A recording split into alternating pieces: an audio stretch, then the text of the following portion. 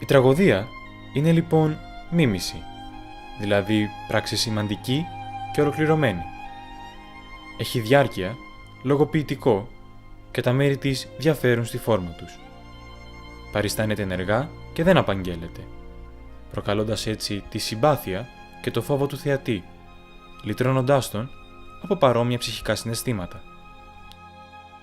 Με ποιο τρόπο όμως γεννήθηκε αυτό που ορίζει ο Αριστοτέλης ως αρχαία τραγωδία? Τον 6ο αιώνα π.Χ. γεννήθηκε ένας ποιητής από τον Δήμο Ικαρίας, ο οποίος, σύμφωνα με την παράδοση, θεωρήθηκε ο εφευρέτης της τραγωδίας και πιθανότατα ο πρώτος ηθοποιός. Το όνομά του, Θέσπης. Σύγχρονος του Σόλωνα και του Πισίστρατου, ο Θέσπης υπήρξε ο δημιουργός της δραματικής τέχνης. Ο Θέσπης ήταν ο πρώτος, όπου το 536 π.Χ. στα Μεγάλα Διονύσια, είχε την ιδέα να ξεχωρίσει ένα μέλος από το χορό του Διθύραμβου και να του φορέσει διονυσιακή μάσκα, έτσι ώστε να απαγγείλει με άλλο μέτρο και με διαφορετική μελωδία από αυτή του χορού.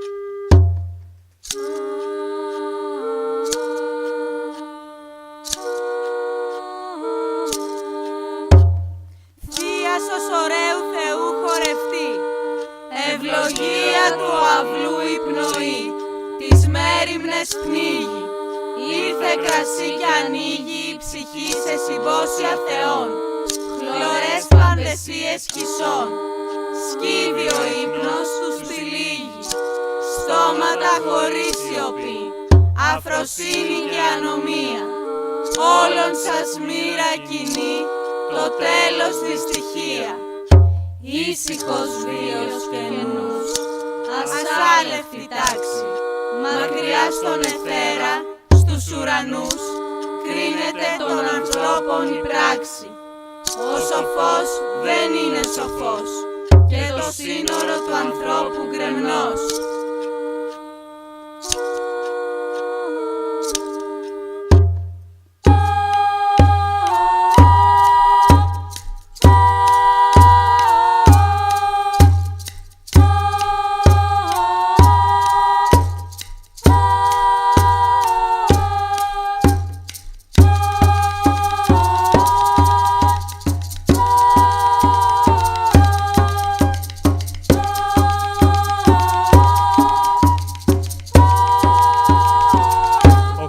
Βραχής.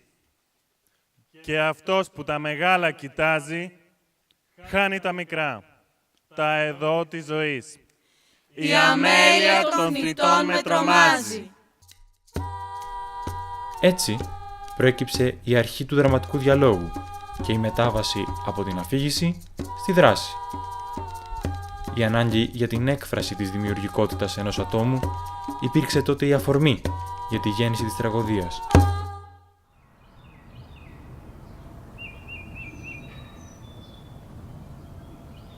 Η ανάγκη αυτή δεν έπαψε να υπάρχει στον άνθρωπο εδώ και 2.000 χρόνια και ήταν εκείνη που ενέπνευσε μια ομάδα φοιτητών στα Ιωάννινα να δημιουργήσουν μια θεατρική συντροφιά.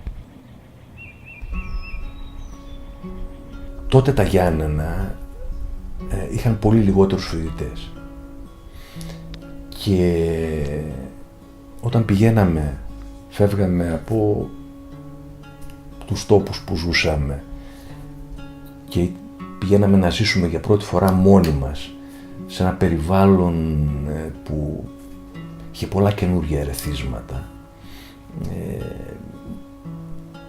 Για μας ήταν η ευκαιρία να κάνουμε τα πάντα. Και υπήρχε και ο απόϊχος της μεταπολίτευσης. Ο πολιτισμός ήταν κάτι το οποίο ήταν στο προσκήνιο. Και πραγματικά εκείνη την εποχή ο φοιτητής έπρεπε να ασχολείται με πολλά πράγματα. Όταν πρωτοπήγα στα Γιάννενα το 1980, ήδη υπήρχε θεατρική δραστηριότητα στο Πανεπιστήμιο, υπήρχε ήδη μια πολύ καλή ομάδα, της οποίας είδα μια ιδιαίτερα εντυπωσιακή παράσταση που μου είχε κάνει ιδιαίτερη εντύπωση. Και αμέσως μετά, από τα τέλη του 80, αρχές 81, ξεκίνησε και η δική μου δραστηριότητα με μια νέα ομάδα που δημιουργήθηκε τότε, το Θεατρικό Εργαστήριο του Πανεπιστημίου Ιωαννίνων. Μια ομάδα η οποία λειτουργούσε ως παρέα, πολύ δεμένη παρέα, δηλαδή δεν ήμασταν μόνο στις πρόβες, αλλά ήμασταν και την υπόλοιπη μέρα μαζί. Βγαίναμε μαζί για καφέ, γλεντάγαμε μαζί τα βράδια, κάναμε μαζί και τις πρόβες μας, ανεβάζαμε τις παραστάσεις. Μια ομάδα στην οποία το σημαντικότερο και το πιο ουσιαστικό ρόλο έπαιζε ο Θανάσης ο Περδίκης, ο οποίος δυστυχώς έχει φύγει. Είχαμε ξεκινήσει, από ό,τι θυμάμαι, το 1981 με το «Θάψτε τους νεκρούς» του Irving Shaw, ένα αντιπολεμικό έργο. Η ομάδα αυτή ήταν χτισμένη γύρω από το Θανάση. Οπότε όταν ο Θανάσης πήρε πτυχίο και έφυγε, νιώσαμε σαν να χάνουν τη γη κάτω από τα πόδια μας. Όταν έφυγε εκεί ήταν και μάλλον ξαφνικό. Η τελευταία παράσταση της ομάδας ματαιώθηκε, δεν έγινε καν, ενώ ήταν στο σχεδόν λίγες μέρες πριν την πρεμιέρα. Και σκεφτόμαστε 4-5 παιδιά, θυμάμαι σίγουρα την Άννα την Πουλμέτη σε αυτήν την παρέα, να κάνουμε ένα κάλεσμα, να μαζευτούμε να κάνουμε μια ομάδα. Το κάνουμε, είμαστε πάλι μισή 5. Βγάζουμε ανακοινώσεις παντού, πάλι μισή 5. Δεν. Με το τέλος αυτής της ομάδας πέρασαν κάποιοι μήνες και τυχαία ένα μεσημέρι είδα μια ανακοίνωση στην Λέσχη που μαζευόμασταν κάθε μεσημέρι για φαγητό. Ήταν ένα κάλεσμα νέων φοιτητών, νεότερων από εμάς, για μια καινούργια προσπάθεια. Την επόμενη χρονιά όμως, 83 Σεπτέμβριο-Οκτώβριο, βγάζουμε ανακοίνωση και μαζευόμαστε 15. Και έρχονται και παιδιά, πέρα από τους 5 δηλαδή, τους αρχικούς, έρχονται και 19 παιδιά ακόμα, που κάποιοι είναι από την παλιότερη ομάδα που υπήρχε πριν τη Θέσπη και που είχε ένα κενό τουλάχιστον 2 χρόνων. Δηλαδή όταν πήγαμε στο 82 υπήρχε και μια χρονιά κενή σίγουρα, μπορεί και 2 χρονιές. Μάθανε και είπαν ας πάμε. Η δεύτερη συνάντηση είχε και λίγο παραπάνω κόσμο, γύρω στα 20 άτομα. Κάποιοι λοιπόν, μια παλιά ομάδα που δεν θυμάμαι τώρα πώς λεγόταν, θεατρική ομάδα του Πανεπιστημίου των Φοιτητών, που είχε διαλυθεί, και πολύ περισσότεροι καινούργιοι σαν και εμάς, που θέλαμε να κάνουμε μια θεατρική ομάδα. Πώς θα λέγεται αυτή η ομάδα? Άρχισα να σκέφτομαι εγώ να προτείνω ένα όνομα που να συνδέεται και με το θέατρο σαν τίτλος και να φέρνει το Πανεπιστήμιο. Τέριαξε το Π και το Ι, Πανεπιστήμιο Ιωαννίνων. Άρχισα να σκέφτομαι δηλαδή ένα ακρονίμιο που να έχει σχέση και πρότεινα Θέσπη. Στους 15-20 λοιπόν κατέβασα αυτή την πρόταση. Παιδιά, εγώ λέω να είναι θεατρική σκηνή Πανεπιστημίου Ιωαννίνων. Η Άννα Μπουλμέτη, που είπα, που ήταν στην αρχική παρέα των 5 ατόμων, λέει: η σκηνή είναι πολύ επίσημο, ρε παιδί μου, συντροφιά να το πούμε. Υποχώρησα αμέσως, λέω: έχει δίκιο, το σκηνή είναι πιο επίσημο. Εμείς δεν ξέραμε καν αν θα γίνει παράσταση από όλο αυτό. Θέλω να μπούμε στη διαδικασία πώς κάνει κανείς θέατρο και να τσαλαβουτήσουμε, μην ξέροντας πολλά πράγματα. Και έτσι λοιπόν επικράτησε το θεατρική συντροφιά το Σίγμα. Το Θέσπη σίγουρα παρέπεμπε στο Θέσπη, αλλά δεν ξεκίνησα έτσι. Ξεκίνησα από το πώς να ονομαστεί κάτι που ξέρει με Πανεπιστήμιο Ιωαννίνων. Ήταν μια μεγάλη στιγμή. Οπότε ναι, μ' αρέσει που ο αρχαιοπρεπής Θέσπης έφυγε και έγινε μια συντροφιά σε ένα πανεπιστήμιο εκείνο τον καιρό. Και μάλιστα μια συντροφιά που δεν είχε μόνο παιδιά που παίζανε, είχε και παιδιά που στηρίζανε την ομάδα, φωτογραφίζανε, κάνανε ηλεκτρικές εγκαταστάσεις, κόλλουσαν αφίσες, ήταν κοντά στην ομάδα. Δηλαδή είχαμε μια μεγάλη συντροφιά που κάποιοι έπαιζαν, κάποιοι σκηνοθετούσαν, κάποιοι έτρεχαν, όλοι μαζί τρέχαμε, αλλά είχαμε και τους ξεχωριστούς, έτσι, τους ανθρώπους που ήταν παράδίπλα στην ομάδα. Μεγάλη συντροφιά. Και φυσικά εμένα με εντυπωσίασε πάρα πολύ και μου έχει μείνει ως άνθρωπος πια και ως καλλιτέχνης από εκεί και πέρα και στα επαγγελματικά μου βήματα η συμμετοχή σε όλα. Δηλαδή ήταν πάρα πολύ σημαντικό ότι μόνοι μας φτιάχναμε τα σκηνικά, μόνοι μας φτιάχναμε τα κοστούμια, μόνοι μας φτιάχναμε τα μουσικές, τα κάναμε όλοι μόνοι μας φτιάχναμε τα φώτα, με κάποιες βοήθειες πιθανόν από τότε το νεοειδρυθέν τότε διπεθέ Ιωαννίνων που μας βοηθούσαν κάποιοι άνθρωποι με τις γνώσεις τους ή με υλικοτεχνικά. Συν ότι πήγαμε σε μια πόλη μελαγχολική,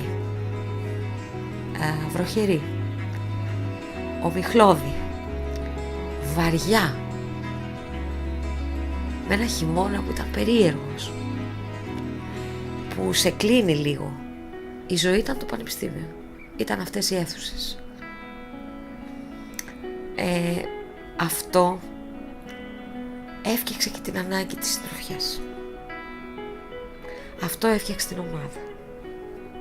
Και επίσης θέλω να πω που για μένα είναι ακόμα πιο σημαντικό, σήμερα μπορώ να το δω με πολύ διαφορετικό κομμάτι. Τη δύναμη της ομάδας. Ένα τσούρμο παιδιά. Με αντιδράσεις, με συγκρούσεις, όχι πάντα όλα ροζ, δεν εννοώ αυτό. Αλλά τι ωραία πράγματα, τι καινούργιοι δρόμοι. Η πρώτη μας δουλειά λοιπόν ήταν να γνωριστούμε αυτό. Και η δεύτερη, γιατί κακά τα ψέματα, το να κάνεις έτσι αυτοσχεδιασμούς ή να κάνεις συζητήσεις κτλ. Για το θέατρο είναι λίγο ανοργάνωτο, είναι λίγο, αν θέλεις, φλού. Αποφασίσαμε να κάνουμε ένα έργο, ρε παιδί μου, να κάνουμε ένα έργο, να παρουσιαστούμε, γιατί αυτό θα μας ενώσει, θα μας συσπυρώσει, θα αναλάβουμε υποχρέωση. Μεγάλη υπόθεση να ξέρεις ότι έχεις να κάνεις σκηνή με τον άλλον, άρα δεν πρέπει να λείψεις από τη συνάντηση.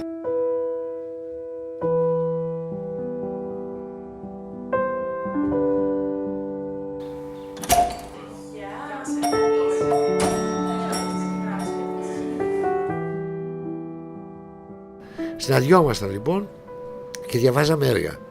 Ένα έργο δηλαδή μοιραζόταν σε πολλούς, διαβάζανε και κουβεντιάζαμε πάνω σε αυτό, ψηφίζαμε αν έχει ενδιαφέρον ή όχι.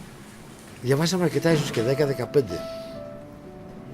Και καταλήξαμε στις εσωτερικές ειδήσεις του Μάριου Ποντίκα, που είχε ανέβει πριν από λίγα χρόνια στην Αθήνα, αλλά δεν είχε ανέβει ποτέ στα Γιάννενα. Είχε επίσης, το θετικό ήταν σποδηλωτό έργο με μικρές σκηνές και άρα όλοι θα μπορούσαμε κάτι να κάνουμε και να αναμειχθούμε σε αυτό. Σκηνοθετούσαμε σχεδόν όλοι μαζί. Δηλαδή οι λίγο παλιότεροι που σας είπα ξέραν λίγο περισσότερο από ό,τι δίναν οδηγίες και τις ακολουθούσαμε και οι πιο νέοι. Μπήκαμε οι περισσότεροι για πρώτη φορά στη διαδικασία να μάθουμε λόγια, να ερμηνεύσουμε ένα ρόλο, πώς θα γίνει κωμικό ή αυτό πρέπει να είναι πιο δραματικό. Και ήταν έτσι πρωτόγνωρη διαδικασία για όλους, για τους περισσότερους από εμάς, και η παράσταση. Δηλαδή έκανα παράσταση στην αίθουσα τελετών του Πανεπιστημίου που τώρα δεν υπάρχει.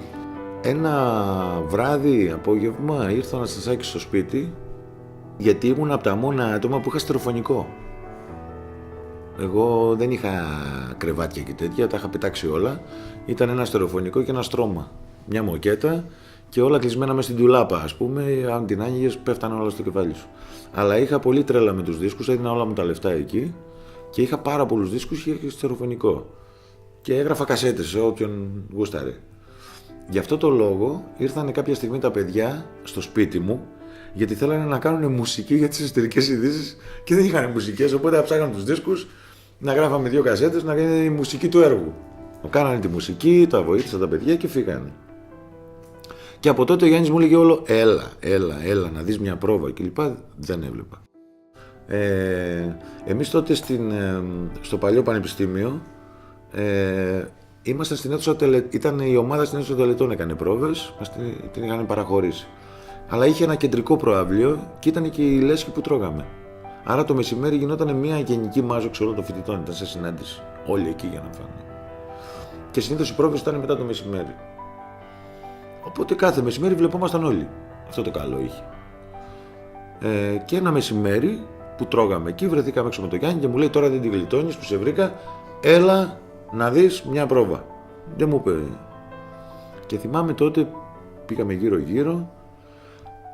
Σκεφτόμουν εγώ πηγαίνοντας στο έργο, γιατί το είχα διαβάσει τις εσωτερικές ειδήσεις και το θυμόμουν πολύ καλά. Σκεφτόμουν λοιπόν ότι σε αυτό το έργο μου άρεσε πολύ ο ρόλος ενός δάσκαλου που είχε, που έκανε μάθημα για τον Μέγα Αλέξανδρο.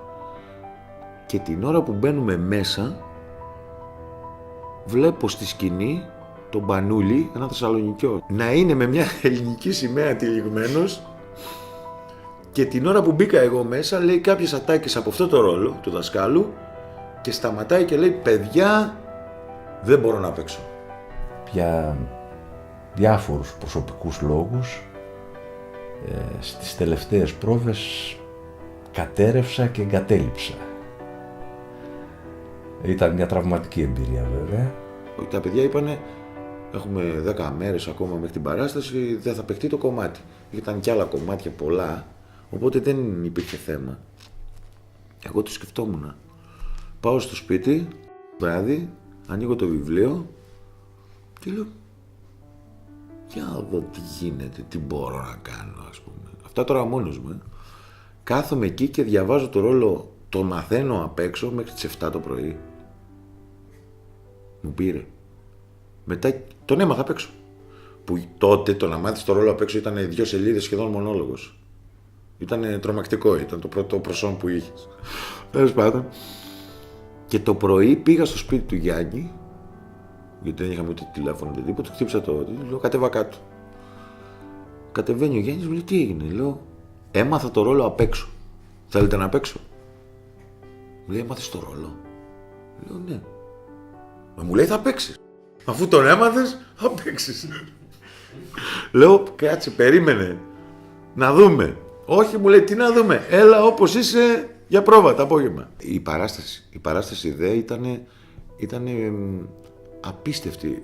Μπήκαν 650 άτομα μέσα στην αίθουσα τελετών με ένα γελίο εισιτήριο. Είχαμε μάλιστα και ένα μανιφέστο του γιατί βάζουμε εισιτήριο. Δηλαδή θέλαμε να το δικαιολογήσουμε. Σαν να λέμε τώρα ότι είχαμε ένα εισιτήριο όχι 1 ευρώ, μπορεί και μισό. Αναλογία. Ότι ρε παιδί μου, έχουμε κάποια έξοδα. Δεν μπορούμε να κάνουμε αλλιώς. Αν μπορούσαμε να το κάναμε δωρεάν. Δηλαδή μας πείραζε που είχαμε εισιτήριο. Πώς να το πω. Έγινε 2 μέρες η παράσταση και ήταν απίστευτος ο κόσμος. Δηλαδή καθόταν κάτω, πάνω, δεξιά, αριστερά. Ένα πράγμα αδιαχώρητο. Τρομερή. Μόλις τελειώνει η παράσταση το πρώτο βράδυ, εμείς τρελαμένοι. Χειροκροτήματα, ιστορίες, είχαμε πάθει ζαβλαμά. Πήγαμε κάπου, φάγαμε και πάω σπίτι. Κάνα τις 2-3 η ώρα, εκεί προσπαθούσα να μου φύγει, ακόμα είχα κάτι. Έρχεται ο συγκάτοικός μου, ένας τρελός πατρινός εκεί. Μου λέει: έχει τσιγάρο? Συνήθως αυτός μου ζητάει τσιγάρο κατά τις 2. Του λέω: έχω τσιγάρο. Μου λέει: να σου πω κάτι να πάθεις, μου λέει. Σήμερα, μου λέει, πήγα στην παράσταση των παιδιών της Θέσποιας. Λέω: σοβαρά? Μου λέει: ναι. Μου λέει: καταπληκτική. Να πας. Του λέω: Τάκη, έπαιζα κι εγώ σε αυτή την παράσταση. Και πάω να δω τις εσωτερικές ειδήσεις του Ποντίκα. Σε μια αίθουσα τελετών, στο παλιό πανεπιστήμιο, και ακούγεται ένα τραγούδι της Γόγου. Βουλιάζουμε, βουλιάζουμε. Και κατεβαίνουν 4 άτομα και περνούν ανάμεσα στους φοιτές από την αίθουσα τελετών για να φύγουν. Και ξαφνικά περνάνε αυτοί οι άνθρωποι, ανάμεσά τους και ο Γιάννης ο Αναστασάκης, η Μαρία, η Πέτα, αν θυμάμαι καλά, η Κατερίνα η Ασλάνη. Και το λέω ειλικρινά, κάτι έγινε μέσα μου εκείνη την ώρα. Έκανε κράκ η καρδιά μου. Και λέει εκείνη τη στιγμή, η καρδιά μου. στο μυαλό μου. Αυτό θέλω να κάνω. Πήρα την τσαντούλα μου την άλλη μέρα, πάω στα παιδιά και λέω θέλετε κι άλλον έναν. Και κάπως έτσι ξεκίνησε. Παίξαμε λοιπόν τις εσωτερικές ειδήσεις όπου γέλαγε ο κόσμος πάρα πολύ. Είναι μια σάτυρα όλο αυτό, αλλά γέλαγε. Ήταν περίεργο που έβλεπε μια θεατρική ομάδα, δεν υπήρχε άλλη φυσικά. Τόσο λοιπόν μεγάλη επιτυχία, μετά καθίσαμε, στρωθήκαμε, την ίδια χρονιά παίξαμε δεύτερη παράσταση, τα 4 μονόπρακτα του Σκούρτη. Όπου εκεί όμως τα μονόπρακτα δεν ήταν κομμωδίες, ήταν όλα σοβαρά, μιλούσαν για 7 ετίες και τέτοια. Ο κόσμος ήταν τόσο πολύ συνηθισμένος από το γέλιο των εσωτερικών ειδήσεων, που ήρθε εκεί πέρα και σφιγγότανε συνέχεια να γελάσει. Δεν μπορούσε να ξεπεράσει ότι, δηλαδή, κάπου τους ήρθε ανάποδα που δεν παίξαμε κομμωδία. Ήτανε τόσο πολύ, είχε έρθει τόσο πολλοί κόσμος και ξανάρθει φυσικά, που διαπιστώσαμε ότι πίεζε με το παραμικρό, μπας και βρήκα μια τέτοια να γελάσει. Εκεί εγώ τουλάχιστον παίζω ξανά στην Αγγελία, αλλά βοηθάμε πάλι μεταξύ μας στις παραστάσεις και μας βοηθάνε και οι ηθοποιοί πια από το διπεθέ που μόλις είχε ξεκινήσει. Δηλαδή έχει το Γιάννης ο Θωμάς και μας κάνει ορθοφωνία, έρχεται ο Γιάννης ο Κυριακίδης. Γιάννης Κυριακίδης δεν ζει πια δυστυχώς και σκηνοθετεί την Αγγελία. Έγινε ένας τρομερός αγώνας για να αποκτήσουμε γραφείο στο παλιό πανεπιστήμιο. Επάνω, τέρμα, στους περιστερώνες που λέγαμε, είχε κάτι παλιά γραφεία, ας πούμε. Αυτά φυσικά ήταν του πανεπιστημίου, δεν τα δίνανε πουθενά. Έγινε ένας τρομερός αγώνας για να αποκτήσουμε γραφείο. Και ξαφνικά αποκτήσαμε γραφείο. Ήταν τρομερό. Μπήκαμε μέσα, φτιάξαμε τα καλώδια και άρχισαμε σιγά σιγά να έχουμε υλικό, να έχουμε κάτι καλώδια, να έχουμε βιβλιοθήκη. Που η βιβλιοθήκη ξεκίνησε με τα δικά μου βιβλία, τα οποία τα δώρισα όλα στη Θέσπη. Ίσως να υπάρχουν και κάποια, γιατί συνήθιζα από εγωισμό να γράφω το όνομά μου μέσα. Ξεκινήσαμε μαζί με βιβλία που τα δανείζονταν τα παιδιά. Κάναμε και ένα μεγάλο αφιέρωμα στο θέατρο Σκιών. Τρέξαμε πολύ τότε για να το φτιάξουμε όλο αυτό. Και πού δεν πήγαμε, ναι. Αθήνα, θυμάμαι στα Υπουργεία, τρέχαμε Γενική Γραμματεία Νέας Γενιάς να βρούμε, να πάρουμε από μουσεία. Εντάξει, δεν είχαμε χρήματα για να τα ασφαλίσουμε αυτά και να τα φυλάμε. Μας είχε βοηθήσει ένας καθηγητής μας τότε, ο Γιάννης Ανδρεάδης, που είναι τώρα στο Πάντιο, για να έχουμε επαφή με διάφορους που έχουν σχέση με το θέατρο Σκιών. Είχαμε από Ινδονησία, είχαμε από διάφορα. Όλα αυτά λοιπόν ήταν σε ετών σε προθήκες και επίσης ήταν στημένοι και 2 μπερντέδες Καραγιόζη. Είχαμε καλέσει 2 καραγιοζοπαίκτες που δώσαν και παραστάσεις τότε στην πόλη και σε ετών αλλά και στην παλιά Ακαδημία. Έπρεπε λοιπόν, δεν είχαμε ασφαλιστήρια συμβόλαια, αλλά πρέπει να τα φυλάμε εμείς. Και είχε πολύ πλάκα γιατί τότε η σκηνή της αίθουσας τελετών είχε στρώματα πάνω και είχαμε βάρδιες. Οπότε κάποιοι κοιμόντουσαν εκεί το βράδυ για να φυλάξουν όλες αυτές τις φιγούρες, να μην μπει κανείς και τις κλέψει. Δεν έγινε ποτέ τίποτα. Το πρωί ήταν ανοιχτή έκθεση, δωρεά φυσικά για όλους. Και το βράδυ θυμάμαι που είχαμε βάρδιες. Είχε πολύ πλάκα αυτό.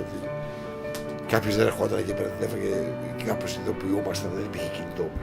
Ότι η Πέμπη είναι μόνο 5 άτομα. Παρέλαση και Ντίν, 1985. Έλεγα ένα περιστατικό για τον Ηρακλή Χατζιωαννίδη που ζει στη Δράμα τώρα, για το πώς ούρλιαξε μέσα στην λέσχη όταν τρώγαμε για να βγάλει μια σκηνή τρόμου για την παρέλαση. Είχαμε κάνει την παρέλαση της Λούρας Αναγνωστάκη με την Κυριακή Ματσακίδου, μια πολύ ταλαντούχα κοπέλα που έγινε και ηθοποιός μετά, και πήγαμε και στο φεστιβάλ Ιθάκης με αυτό το έργο και ήταν πάρα πολύ ωραία, δύσκολα έτσι, ντρεπόμουν πολύ, συναισθαλμένος τύπος, αλλά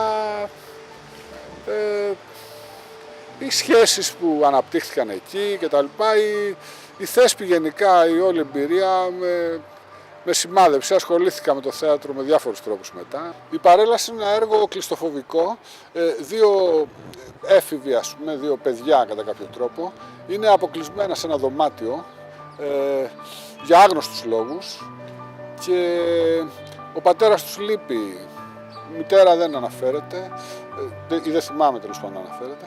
Και κάποια στιγμή έξω από το δωμάτιο αρχίζει να εκτελήσεται μια παρέλαση και προσπαθούν να την παρακολουθήσουν, αλλά αυτή η παρέλαση τελικά εξελίσσεται σαν εφιάλτη και αυτοί που παρελάβουν, ας το πούμε, αυτά τα διάφορα όντα, στο τέλος εισβάλλουν και στο δωμάτιό τους και αυτοί πανικοβάλλονται και έτσι τελειώνει. Όπως μεγαλώνει η ομάδα, δεν υπάρχει κανένα στεγανό ποιος θα παίξει.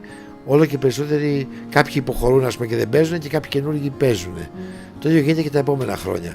Τη δεύτερη χρονιά δηλαδή ήδη, εγώ αποσύρομαι από τα υποκριτικά και λέω πήγαμε κάτω εμείς να βοηθήσουμε πώς θα στηθεί η παράσταση. Και έτσι σκηνοθετώ ή συσχηνοθετώ μαζί με κάποιους άλλους. Οπότε αρχίζει εκεί και μου αρέσει και η σκηνοθεσία. Εγώ βρέθηκα στην ομάδα τυχαία. Δηλαδή είχα μια φίλη η οποία ασχολούνταν με το θέατρο και ήταν στην ομάδα και μια ωραία μέρα μου λέει θες να έρθεις μια βόλτα να δεις τι κάνουμε εκεί. Και έτσι πήγα πρώτη φορά στη Θέσπη. Μου είναι πολύ έντονες οι πρώτες μου εικόνες από την ομάδα, δηλαδή γινόταν πρόβα την πρώτη φορά που πήγα στην αίθουσα τελετών του Πανεπιστημίου Ιωαννίνων και εντάξει, για μένα ήταν μια τέλειος πρωτόγνωρη διαδικασία. Εγώ δεν είχα ασχοληθεί με το θέατρο ποτέ πριν, ποτέ. Μόνο εντάξει τώρα σε μία παράσταση σχολική, αλλά σε μία, δεν ήμουν από τα παιδιά εκείνα δηλαδή που έπαιρναν μέρος συνήθως σε σχολικές παραστάσεις. Οπότε ήταν κάτι εντελώς καινούριο για μένα. Πήγα την πρώτη φορά και νομίζω ότι μετά από εκεί και πέρα πήγαινα κάθε μέρα. Δηλαδή, εντάξει, στην αρχή απλά παρακολουθούσα και σιγά σιγά, πολύ σύντομα όμως, μου ζήτησαν τα παιδιά να συμμετέχω σε μια παράσταση γιατί έψαχναν άτομα. Η παράσταση ήταν τα μονόπρακτα του Τένεσι Ουίλιαμς. Συγκεκριμένα πήρα μέρος στο Κάτι που δεν λέγεται. Και ήταν μια εξαιρετική εμπειρία για μένα. Είμαι πολύ μικρή, είμαι 19 χρονών. Δεν ξέρω γιατί κάνω θέατρο. Εγώ ξέρω ότι πήγα στα Γιάννενα, ήμουνα στο πρώτο έτος.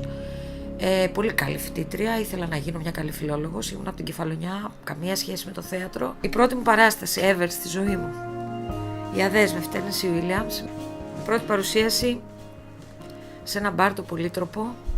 Τρομερή ιδέα τώρα μου φαίνεται. Τώρα μιλάμε για το 1985-86. Δεν ξέρω γιατί. Ξαφνικά συνεννοούμαστε, πάμε στο μπαρ, κάνουμε πρόβες εκεί, κάποιες πρόβες και ένα βράδυ που είναι τίγκα το μαγαζί, ξεκινάμε μέσα στον κόσμο και θυμάμαι την πρώτη αίσθηση με το κοινό επίσης.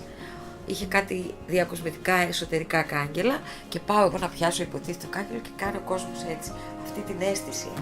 Εγώ σε αυτό που έπαιζε ήταν το πορτρέτο μιας Μαντώνας. Έπαιζε ένα πολύ μικρό ρόλο, στο τέλος εμφανιζόμασταν. Εγώ, η Μαρία Τιχαγιόγλου και ο Νίκος Αλμπανόπουλος εμφανιζόμασταν στο τέλος. Στο σημείο που εμείς οι τρεις ανεβαίναμε στη σκηνή, ο Αποστόλης Νικηφόρου άκουγε ότι η Miss Collins θα έκανε ένα μωρό. Αλλά η Miss Collins δεν επρόκειτο βέβαια να κάνει μωρό και ο Νικηφόρου έπρεπε να πει είπατε ένα μωρό, Miss Collins, με έκπληξη. Το έλεγε λοιπόν ως εξής. Ξεκινούσε με το είπατε ένα μωρό με αργή και μπάσα φωνή, δηλαδή είπατε ένα μωρό και συνέχιζε το δεύτερο μέρος το Miss Collins λέγοντας το πάρα πολύ γρήγορα. Miss Collins. Δηλαδή όλο μαζί το έλεγε περίπου ως εξής. Είπατε ένα μωρό, Miss Collins. Όταν το ακούσαμε πρώτη φορά, εγώ, ο Ηρακλής και η Μαρία, μόλις είχαμε ανέβει στη σκηνή, στην πρώτη πρόβα που συμμετείχαμε, όταν ακούσαμε πρώτη φορά τον Αποστόλη να το λέει με αυτόν τον τρόπο, μας πήραν τα γέλια. Ήταν αδύνατο να συγκρατηθούμε. Εγώ έχω παίξει και στα μάγια της Πεταλούδας του Λόρκα. Εκεί είχα έναν έτσι χαρακτηριστικό ρόλο, το μεθυσμένο σκορπιό. Ήταν μια ωραία παράσταση εκείνη, έτσι τρυφερή, μαγική, ένα πολύ ωραίο έργο ποιητικό.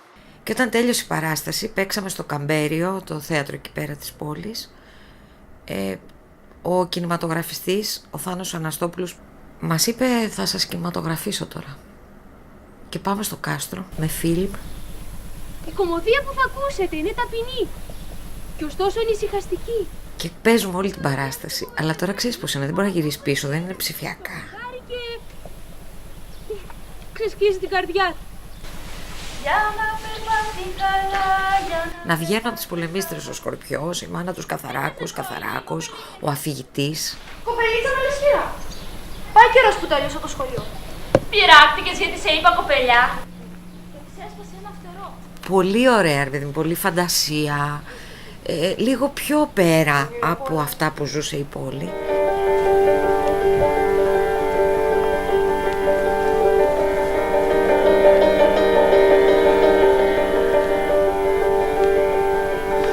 Θέλω να φτερουγήσω σε κλωστή ασημιά και εκεί κάτω στους κάμους φαίνοντας ρόκες ακολουθούν νήματα παιδιά. Και είναι ας πούμε 3 το πρωί τώρα, κρύο, κι ας είναι άνοιξη στο κάστρο, και έχουμε βάλει παλτάκια αυτά την ώρα που δεν παίζουμε και είμαστε μέσα σε κάτι πολεμίστες και βγαίνει ο Σκορπιός, υποτίθεται μεθυσμένος. Μυρωδιά ορεκτική από κρέας φρέσκο στη μύτη μου χτύπησε. Τράβα στο δάσος, μεθύστακα. Μακάρι να ήμουν μεθυσμένος, γιατί τα φτερά της θα τα είχα κιόλας τραγανίσει. Και ξαφνικά ακούμε το Θάνο Αναστόπουλο να λέει «Στοπ! Τι έγινε ρε Θάνο, πάλι από την αρχή». Ο Ηρακλής φοράει το τζιν του μπουφάν του, ας πούμε, που έπρεπε να είναι το κοστούμι του. Ξανά από την αρχή. Μεγάλη αγάπη. Το ότι φάμε ότι πιούμε ήταν το 1987, το ανεβάσαμε, 86-87, και πήγαμε και με αυτό στο φεστιβάλ Ιθάκης. Εγώ εκεί βοηθούσα, υποτίθεται, λίγο στη σκηνοθεσία, αλλά δεν έκανα ουσιαστικά τίποτα, μόνο το όνομά μου γράφεται στο πρόγραμμα. Αυτό είναι πολύ διαφορετικό έργο, έτσι ρεαλιστικό ας πούμε. Δείχνει, ξέρω εγώ, την νοοτροπία κάποιων νεοελλήνων που θεωρούν ότι τα υλικά αγαθά έχουν σημασία. Έχει εκτελήσετε μια υπόθεση σε ένα σαλόνι, ας πούμε, με διάφορα μυστικά παλιά κτλ. Το επέλεξε η ομάδα, γιατί τα έργα τα επιλέγαμε τότε με βάση εκλογές, ας πούμε, ψηφοφορία. Διαβάζαμε μερικά και ψηφίζαμε. Τη μεθεπόμενη χρονιά, για μένα η πιο καθοριστική μου εμπειρία ήταν η 3η χρονιά, γιατί ήταν ο ρόλος πιο σημαντικός και άρα ένιωσα ότι μπήκα πολύ πιο έντονα μέσα σε αυτή την ιστορία που λεγόταν θέατρο, ας πούμε, και θεατρική ομάδα.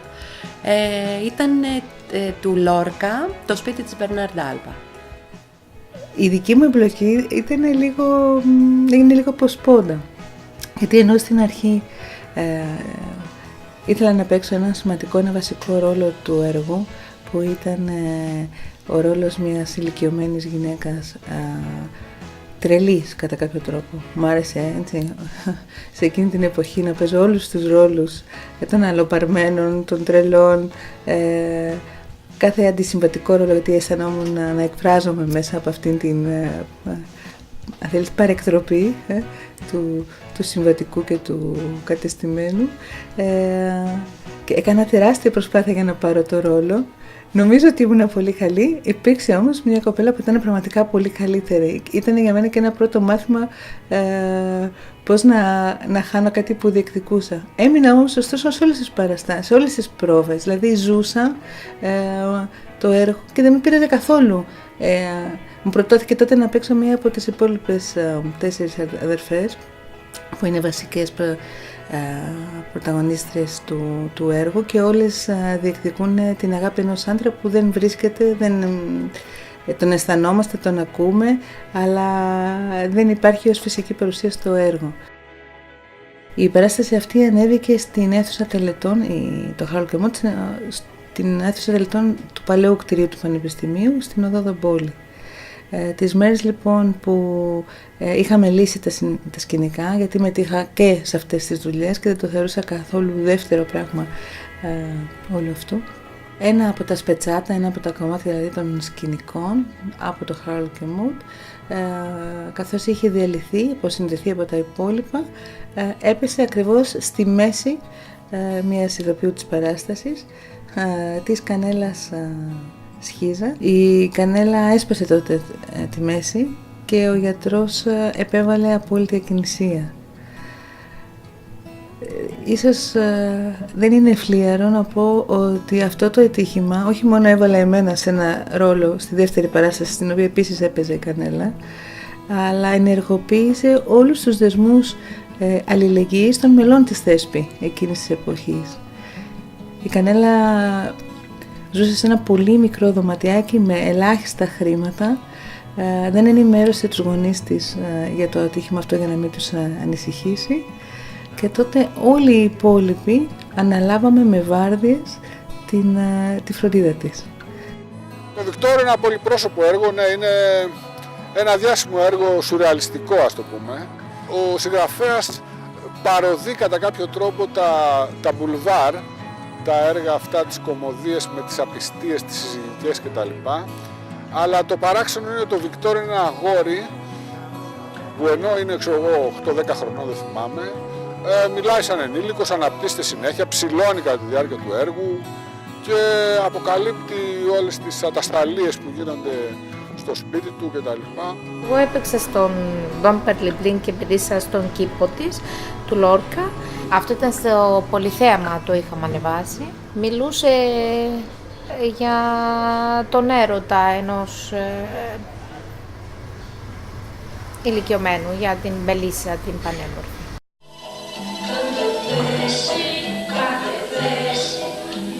Τα πουλιά ήταν οι όρνηθες του Αριστοφάνη σε διασκευή. Και ήταν και μια νέα εποχή αναζητήσεων για τη Θέσπη, η εμπλοκή με ένα παιδικό κοινό.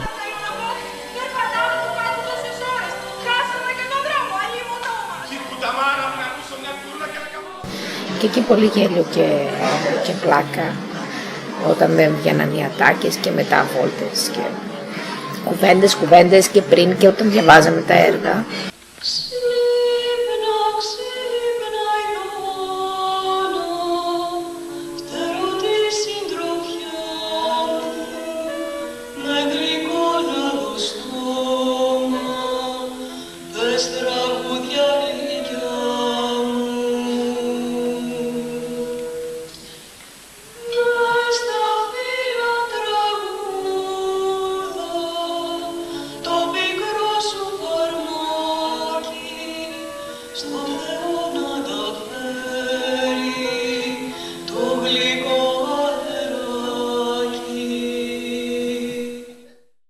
Πολλοί κόσμος εκείνη την περίοδο, άλλος κόσμος, μια άλλη φυσιογνωμία αποφασίζει να ασχοληθεί και να το δει και γίνεται η τραπεζαρία. Ένα σπονδυλωτό έργο, στο οποίο επί σκηνής παρέλασε όλη η ομάδα και ήταν πολύ ωραίο αυτό, η συνεργασία και η συνύπαρξη όλων των μελών εκείνη τη στιγμή. Εκείνες τις στιγμές μάλλον της συνεργασίας. Έκανα μία μητέρα έτσι αριστοκρατικής ηλικίας που κάτι μιλούσε με τον άντρα της που διάβαζε απέναντι εφημερίδα και μιλούσε για αυγά ποσέα και κάτι τέτοια. Και άλλο ένα σκετσάκι ήταν με την Ελένη την Κεχαγιόγλου που κάναμε δύο πιτσιρίκες, δηλαδή ήταν δύο διαφορετικά πράγματα. Η φαλακρή τραγουδίστρια του Ευγένιου Ιονέσκο είναι ένα πολύ γνωστό έργο. Το βίος στην αρχή μου με πολύ κέφι και μετά είχε αναλλαγές. Με πολύ κέφι και μετά με πανικό μέχρι την παράσταση. Γιατί ήταν πολύ πιο απαιτητική. Την ανεβάσαμε στο Καμπέριο, ήταν θέατρο παραλόγου, δεν νομίζω ότι είχε ξανανέβει στα Γιάννενα κάτι τέτοιο.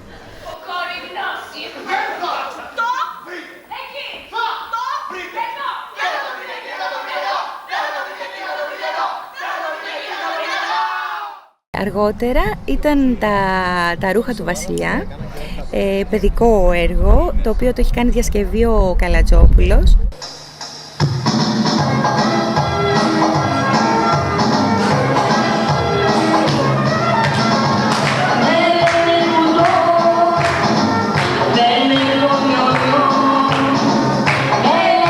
Ήταν πραγματικά καταπληκτική παράσταση.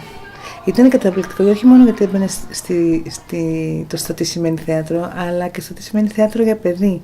Δηλαδή, ενώ ήσουν 18 και 20 χρονών, έπρεπε να σκέφτεσαι πλέον, όχι να γίνεις αποδεκτός από ένα κοινό ενηλίκων, έτσι, που ήταν δυνάμει το γενικό κοινό, αλλά ένα παιδικό κοινό. Αυτό ήταν πραγματικά μεγάλο εγχείρημα.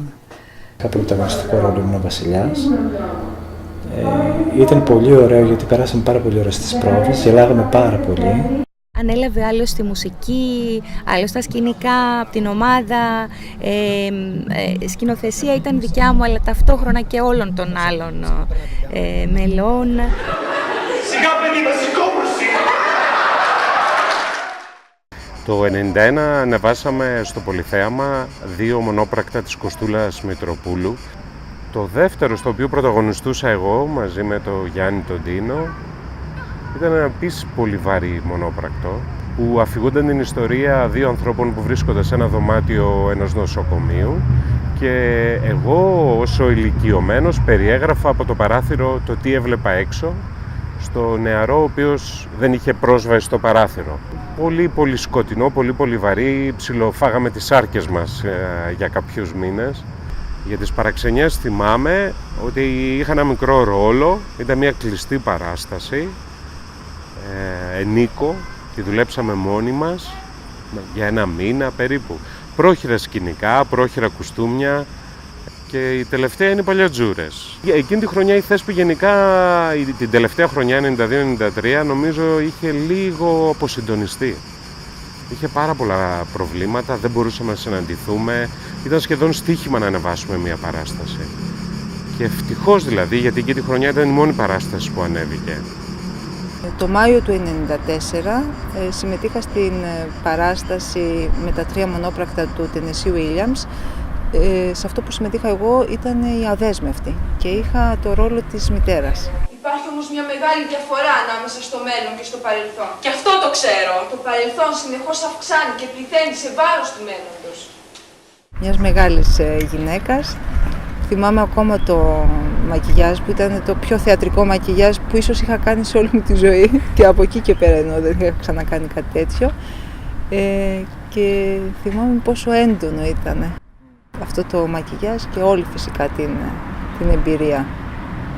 Το 1995 λοιπόν κάναμε σαν ομάδα το ενιδρίο του Κώστα Μουρσελά και κρατούσα το ρόλο της Μάρθας. Και αυτό ήταν μια πολύ έτσι ξεχωριστή εμπειρία. Θυμάμαι ότι είχα βάψει και τα μαλλιά μου για αυτό το έργο. Και αυτό που θυμάμαι πολύ χαρακτηριστικά είναι ότι μια φορά χιόνιζε. Και είχε και ομίχλη.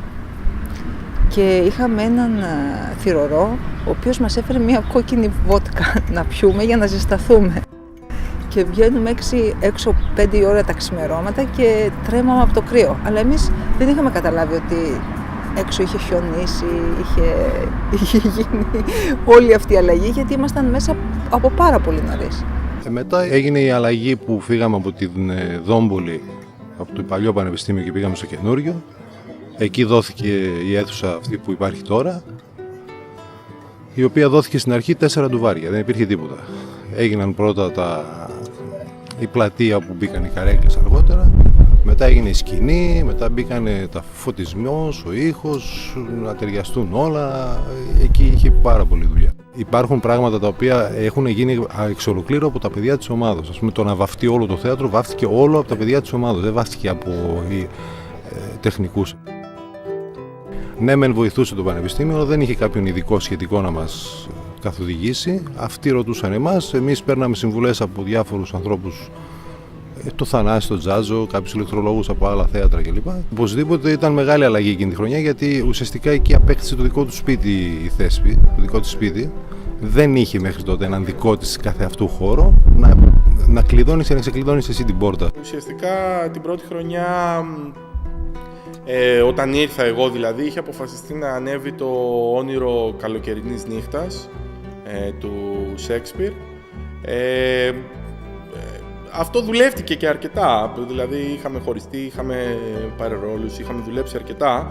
Τελικά όμως δεν ολοκληρώθηκε ποτέ σε παράσταση, ούτε καν για εσωτερική παράσταση, για διάφορους λόγους. Και μετά δουλεύτηκαν διάφορα άλλα έργα. Εγώ χαρακτηριστικά τότε με την Αναστασία τη Γιαννίκου ουσιαστικά δουλέψαμε τον εραστή του Χάρολντ Πίντερ για ένα διάστημα, σαν εσωτερική ουσιαστικά παράσταση. Ούτε αυτό ανέβηκε, όπως και κανένα άλλο έργο την πρώτη χρονιά. Βγήκε δηλαδή μόνο ένα έργο, το Μουρμουρίζοντας με κλειστό το στόμα. Ήταν νομίζω το άτλητο έργο του Λόρκα, το οποίο είχε γίνει μια διασκευή. Ουσιαστικά είχαμε προσθέσει και κάποια πράγματα, γενικά του είχαμε δώσει ένα νόημα που θεωρούσαμε και ήταν η πρώτη παράσταση η οποία ανέβηκε σε αυτό το χώρο. Σε αυτό έπαιζα και ρόλο και επίσης είχα φτιάξει και όλα τα σκηνικά μαζί με τον Μιχάλη τον Καλαγασίδη. Θυμάμαι εκεί ότι είχαν γίνει ωραία σκηνικά πάντως, είχαμε φτιάξει έτσι ωραία πραγματάκια. Είχε κατασκευαστεί ένας κύωνας από φελιζόλ όλος φτιαγμένος. Ένα πλέγμα το οποίο ήταν από ξύλα, κομμένα κομματάκια, δεμένα με σπάγκο και φτιαγμένα έτσι να κρέμονται σαν κουρτίνα και από πίσω έπαιζε μια ηθοποιός. Και έτσι καταφέρναμε και βγάζαμε διάφορες σκιές στο πρόσωπό της. Ένα κόκκινο πανί θυμάμαι το οποίο είχαμε καταφέρει να θέλαμε να δείξουμε τη φωτιά που έβγαινε. Μετά είχαμε κρεμάσει κάτι κουρτίνες που επάνω είχαν ριζόχαρτο και στο τέλος ήταν υποτίθεται η αυλαία που έπαιρνε φωτιά και καιγόταν το θέατρο, η οποία στο τέλος της παράστασης ας πούμε έμπαινε φωτιά και καίγονταν κανονικά. Αυτό γινόταν μπροστά στη σκηνή, ήταν ριζόχαρτο, ήταν περασμένο σε σύρμα και το οποίο βάζαμε φωτιά και έπαιρνε φωτιά και έσβηνε μόνο του. Η επόμενη χρονιά ήταν πιο δημιουργική. Συμμετείχα στη συγγραφή του προγράμματος μιας παράστασης που έγινε για τον Ντάριο Φω, ένα αφιέρωμα για τον Ντάριο Φω που είχε πάρει τότε τον Νόμπελ Λογοτεχνίας. Ναι, πώς να το κάνω. Τέτοιες στιγμές γινόμουν και εγώ χυθέ. Έπαιρνε ως εδώ με τις προσδυχές του.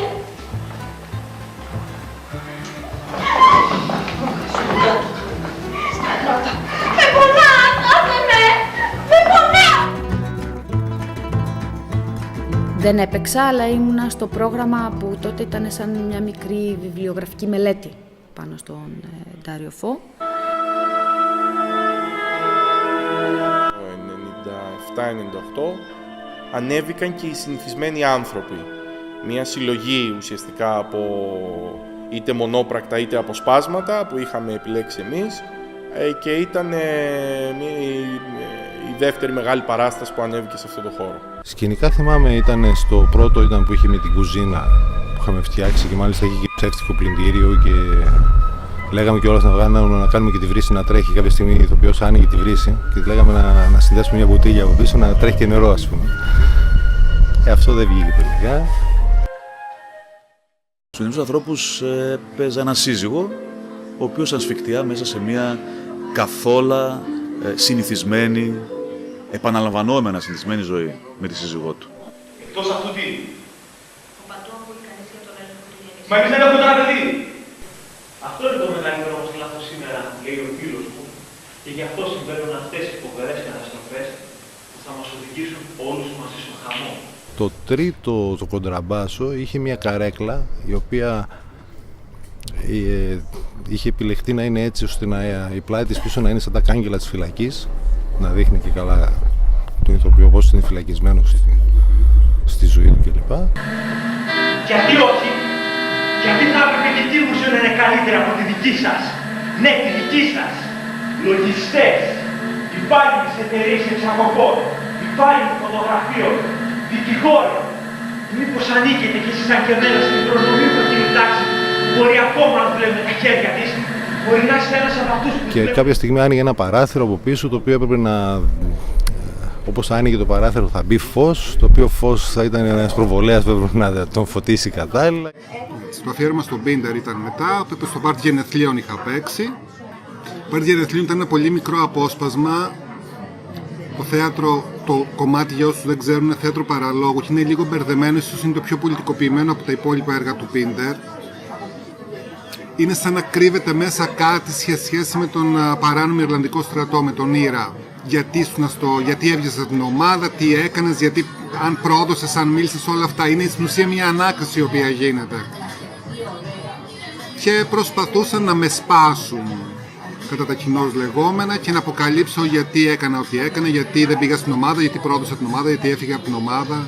Εκείνο το οποίο αναλάμβανα κάθε φορά που ανεβάζαμε μια παράσταση ήταν το πρόγραμμα της κάθε παράστασης, το οποίο το φροντίζαμε ιδιαίτερα γιατί ψάχναμε πληροφορίες από τις βιβλιοθήκες για το συγγραφέα, για τα άλλα έργα που έχει γράψει ο συγγραφέας, για οτιδήποτε άλλο θα μπορούσε να ενδιαφέρει κάποιον ο οποίος παρακολουθεί μια παράσταση φοιτητική. και ουσιαστικά κάναμε κάτι σαν μελέτη πάνω στο συγγραφέα και έπρεπε να παρακολουθώ και πρόβες για να μπω στο πνεύμα του κάθε παιδιού που σκηνοθετούσε και πραγματικά ήταν μια πολύ ενδιαφέρουσα δουλειά γιατί και με ενδιέφερε και ήταν και μακριά από τη σκηνή που εγώ τέλος πάντων δεν είχα το ψώνιο του ηθοποιού να παίξω ντε και καλά και τα λοιπά. Έπαιξα όσο μου άρμοζε. Η ομάδα με εμπιστεύτηκε να ανεβάσουμε για μία σεζόν 3 κείμενα δικά μου θεατρικά. Τα παρουσίασα στην ομάδα, άρεσαν στην ομάδα, μου εμπιστεύτηκε και το ρόλο του σκηνοθέτη και έτσι ξεκινήσαμε τις πρόβες για μια σπουδηλωτή παράσταση. Από τότε ήταν από 3 κείμενα.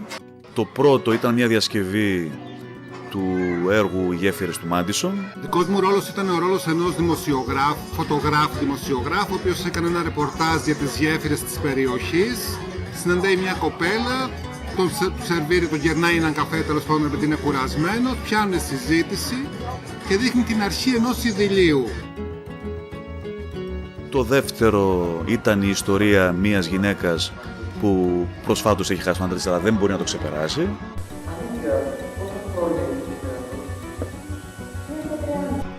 Και το τρίτο είχε να κάνει με την πορεία μιας ηθοποιού η οποία βρίσκεται στον αδύρ της καριέρας της και της παίρνει συνέντευξη ένας δημοσιογράφος.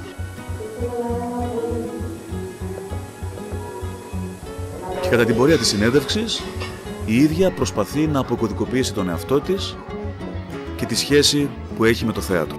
Το κοινό σημείο αναφοράς και των 3 γυναικείων φιγούρων, γιατί ήταν μια σποδηλωτή παράσταση η οποία είχε ως κοινό σημείο αναφοράς τη γυναικεία φύση και τη μοναξιά που φέρει. Έτσι, και κάθε γυναίκα στο κάθε μονόπρακτο είχε να πολεμήσει με το δικό της τρόπο, το δικό της δαίμονα μοναξιάς. Αυτό ουσιαστικά που στο τέλος παράστασης νομίζω κατατούσε να είναι και ένα άφιλο στοιχείο. Δηλαδή μπορεί, θέλω να πω, στα μονόπρακτα η γυναίκα να ήταν, η γυναικεία φιγούρα να έφερε αυτό το στοιχείο, αλλά νομίζω ότι μέσα στην κάθε γυναικεία φιγούρα ο καθένας, είτε άντρας είτε γυναίκα, μπορεί να βρει τον εαυτό του. Ο Γέννος Κόσμος ήταν η πρώτη σκηνοθεσία που με εμπιστεύτηκε η ομάδα. Είναι ένα μικρό έργο, είναι λίγο πρόσωπο, είναι 4 πρόσωπα όλα. Ήταν έτσι πολύ παρεΐστικο, πολύ δικό μας. Σε εκείνη την παράσταση φτιάξαμε την αυλαία. Η αυλαία στήθηκε γιατί έπρεπε, όταν περιμένουν το γαμπρό η Αμάντα με τη Λάουρα, έπρεπε να είναι το μισό σκηνικό ανοιχτό και το άλλο κλεισμένο. Και δεν ξέραμε τι να κάνουμε, και εντάξει, θα φτιάξουμε την αυλαία. Μας δώσαν το υλικό και το στήσαμε εκεί. Δηλαδή σε ένα βράδυ το φτιάξαμε. Το αποτέλεσμα ήταν την επομένη είχαμε συνέντευξη τύπου. Εμένα με πήρε ο ύπνος. Οι δημοσιογράφοι φύγαν και εγώ δεν πήγα. Και ήρθε ο Μάρκος με τα παιδιά και με σηκώσανε σηκωτό και πήγαμε να δώσουμε τη συνέντευξη τύπου. Τον Μάιο του 1999 παρουσιάστηκε ο Βασιλιάς Ανήλιαγος από άλλα μέλη της ομάδας. Εκεί ουσιαστικά είχα φτιάξει σκηνικά. Μια παράσταση η οποία παρουσιάστηκε και στην πόλη, στο Διπεθύ. Φωτιά στο τζάκι. Οι λαμπάδες αναμένουν. Οι στρατιώτες που δεν φαίνονται. Πού να πάω, δεν σας το τεινάξα από την κόρα που με είπε. Τι να κάνω, ποιος θα μου το πει. Ήταν ένα παραμύθι και ο λόγος για τον οποίο ανέβηκε κατά βάση ήταν επειδή είναι ενός γεννιώτη συγγραφέα, αν δεν κάνω λάθος, του Χατζή, και ήταν έτσι τοπικού ενδιαφέροντος. Εμείς χρειαζόμαστε εδώ έναν αληθινό βασιλιά. Να τον δουλεύουμε και όχι να τον ταρδεύουμε.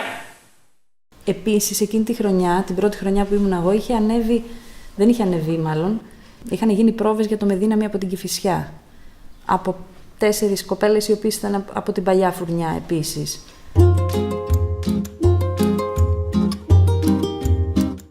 Παίρνουμε την απόφαση, τη γενναία απόφαση, να διακοσμήσουμε κάπως διαφορετικά την αίθουσα του φουαγέ.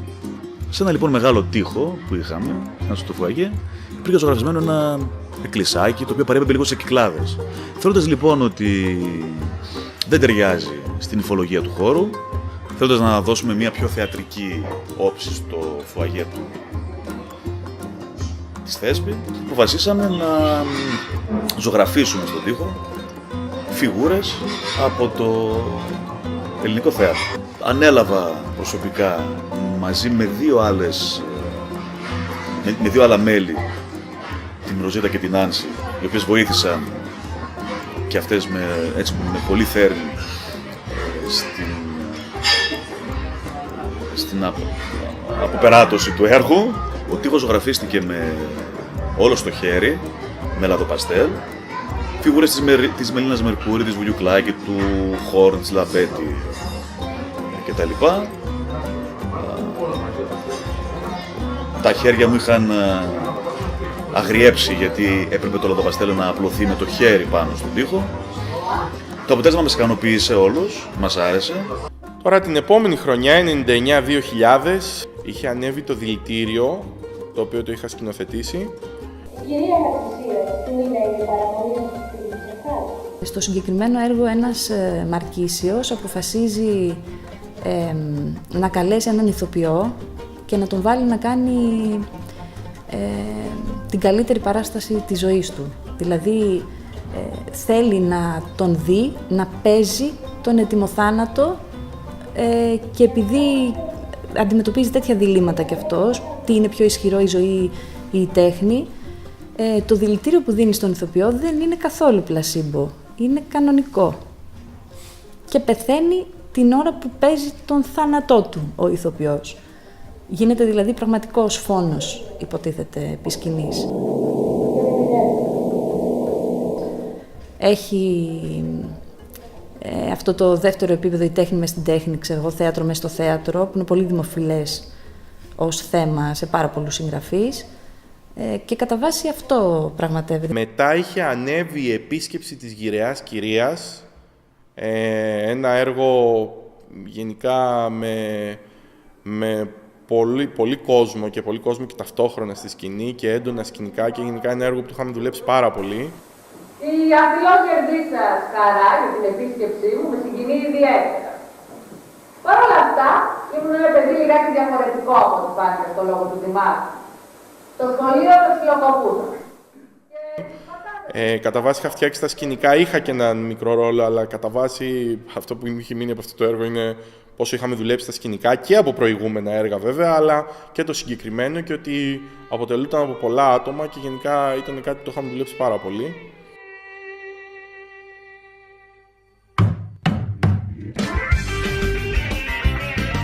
Ήταν αρχές καλοκαιριού, Ιούνιος θυμάμαι. Είχε έρθει μία κοπέλα από την παραγωγή της ταινίας και μας πρότεινε, επειδή ήθελαν άτομα να στελεχώσουν τη σκηνή του γάμου, μας πρότεινε λοιπόν να ανεβούμε στο μικρό Πάπικο για να λάβουμε μέρος στο γύρισμα. Εμείς δεχτήκαμε όλοι με χαρά. Ήταν, αν θυμάμαι καλά, Κυριακή. Μας ανέβασα πάνω στο μικρό Πάπικο και εκεί μας έντυσαν, μας νομικηγάρανε, συμμετείχαμε στο γύρισμα, είδαμε βιωματικά πώς γυρίζεται μια ταινία. Ήταν μια πολύ ωφέλιμη εμπειρία. Είδαμε πόσο μεγάλη δυσκολία υπάρχει σε μια συγγενή τέχνη με το θέατρο.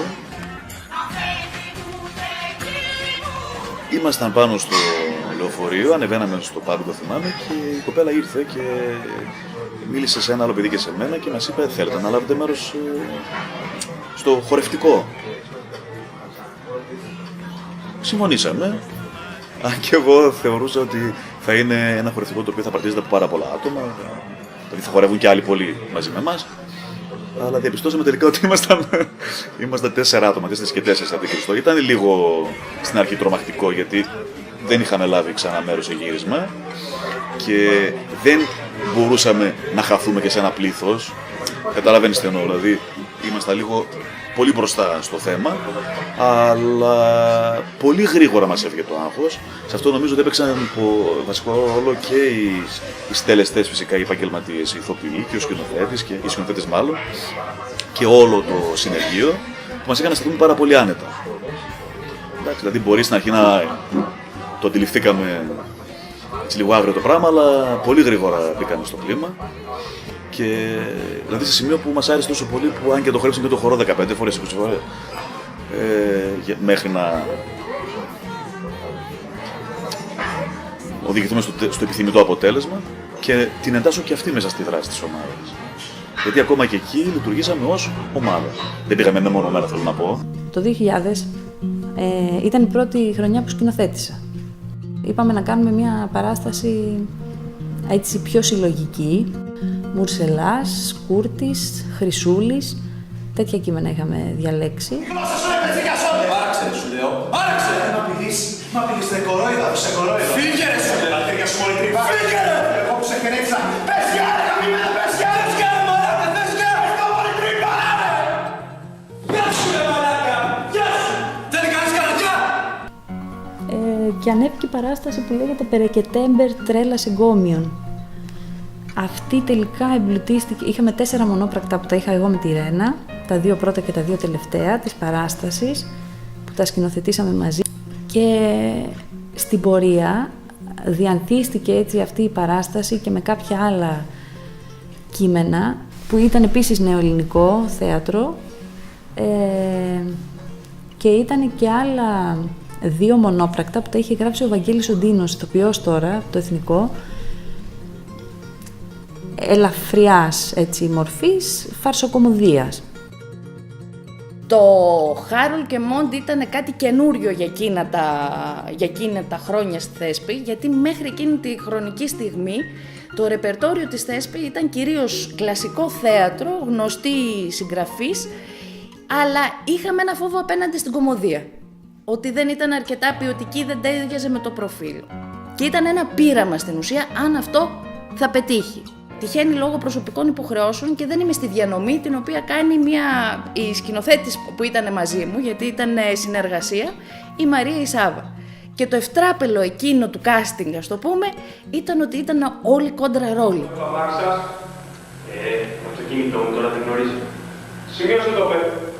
Επίσημη αναγνώριση από τον κάτω. Πάντα πρέπει να υπογράψετε. Και αυτόματα η υπογραφή σας παίρνει την ισχύ εντάλματος. Δηλαδή, ο αναρχικός κάνει τον μπάτσο, ο άθεος κάνει τον παπά. Και ήταν πάρα πολύ διασκεδαστικό, αν και κάποιες φορές εκνευριστικό, το ότι είχες κόντρα ρόλους που έπρεπε να τους φέρεις στο να υπηρετήσουν ακριβώς το ρόλο που έπρεπε. Το πράγμα συνέπεσε με μια πολύ άσχημη δική μου προσωπική περίοδο. Δηλαδή χρειάστηκε να φύγω για ένα μεγάλο διάστημα για οικογενειακούς λόγους. Και μου λέγανε τα παιδιά μου, λέγανε κάνουμε πρόβες. Δηλαδή το λένε για να με στηρίξουν ψυχολογικά, ας πούμε, επειδή είμαι στα νοσοκομεία και γυρίζω πάνω κάτω και είναι άσχημη η κατάσταση, και το λένε ίσα ίσα για να με βοηθήσουν, για να με στηρίξουν. Ότι ας πούμε εμείς συνεχίζουμε το έργο σου. Και όταν ανέβηκα πάνω είχαν κάνει όλο το έργο πρόβα, είχαν μάθει όλα τα λόγια και απλώς ήθελαν στήσιμο. Δηλαδή ήταν πολύ συγκινητικό για μένα αυτό το πράγμα. Ήταν πολύ υποστηρικτικό. Τα παιδιά μόνα τους συνεχίσανε και παλέψανε και το κάνανε. Τα είχα αφήσει μόνο τους 1,5 μήνα και το παλέψανε, γι' αυτό είναι και από τις περιπτώσεις που είπα ότι οποιοδήποτε βοήθησε, έστω κράτησε λόγια, θα μπει το όνομά του στη σκηνοθεσία. Μου πες πως μ' αγαπάς, με προστατεύεις, προστατεύεις την κάθε φορά και φορά. Δεν τον πάρεσαι και σκότωσες τον πατέρα, δεν τον πάρεσες. Και ήταν μια παράσταση η οποία ανέβηκε από το πείσμα όλων μας. Έμεινα στην ομάδα μέχρι το 2000-2001, όπου κλείνει αυτός ο κύκλος της συνεργασίας μου με την ομάδα, με τον Άμλετ με Πικάντη Κισάτσα, που ήταν μια παροδία του Άμλετ του Σέξπιρ.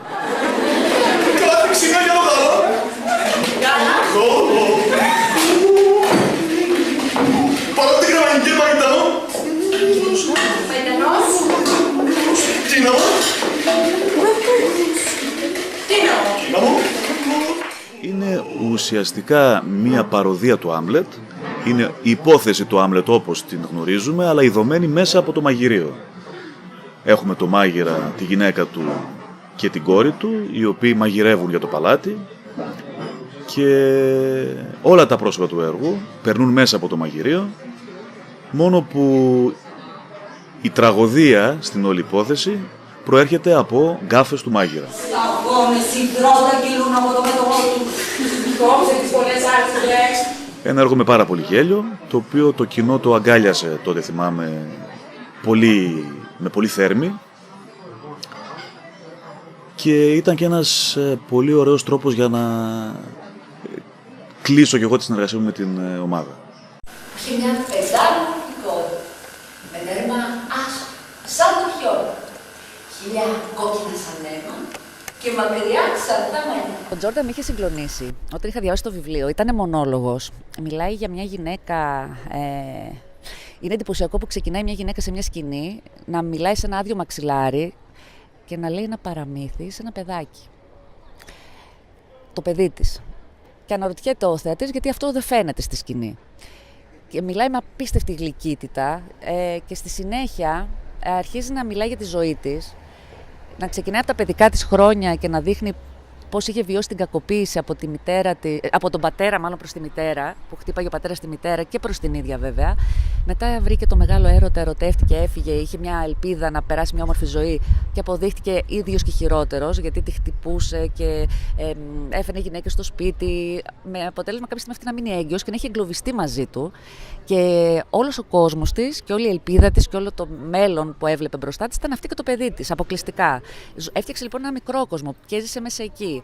Και κατάφερε όλο το μίσος και ό,τι είχε περάσει στη ζωή της να το αφήσει έξω και να φτιάξει μια φούσκα που ήταν αυτή και το παιδί της μέσα. Το συγκλονιστικό μάλλον είναι ότι στο τέλος καταλήγει ότι αυτό είναι μια αληθινή ιστορία. Έχει γίνει. Υπήρξε αυτή η γυναίκα. Ανοίξαν οι δουλειές μας τον Οκτώβριο του 2001. Θέσπη τώρα και στο Πνευματικό Κέντρο. Σκηνοθετώ και πάλι την Εβραία του Μπρέχτ. Έπαιξα το 2001 στον Αμπιγέρ του Ρόναλντ Χάργουτ. Έπαιζα το ρόλο της Λέδη. Ποτέ δεν θα σου δώσουν τίτλο, γιατί ο βασιλιάς δεν έχει δίκοπο σπαθί. Οι μόνες τιμές που θα απολαύσεις ποτέ στη ζωή σου είναι αυτές πάνω στη σκηνή, όταν όλοι μας αποκλεινόμαστε μπροστά σου. Ήταν ένας μικρότερος ρόλος. Η πρωταγωνιστική ρόλη ήταν του Αμπιγέρ και του ηθοποιού που έπαιζε τον ηλικιωμένο ηθοποιό. Πάντως ήταν ένα πολύ ενδιαφέρον έργο, γιατί είχε εναλλαγές στις σκηνές και πολλά άτομα που παίζανε. Και ήταν πολύ ενδιαφέρον.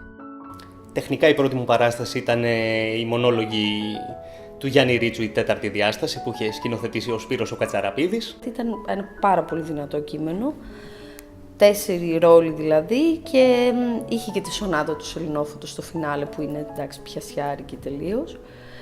Και γενικά η τέταρτη διάσταση είχε ατμόσφαιρα φοβερή.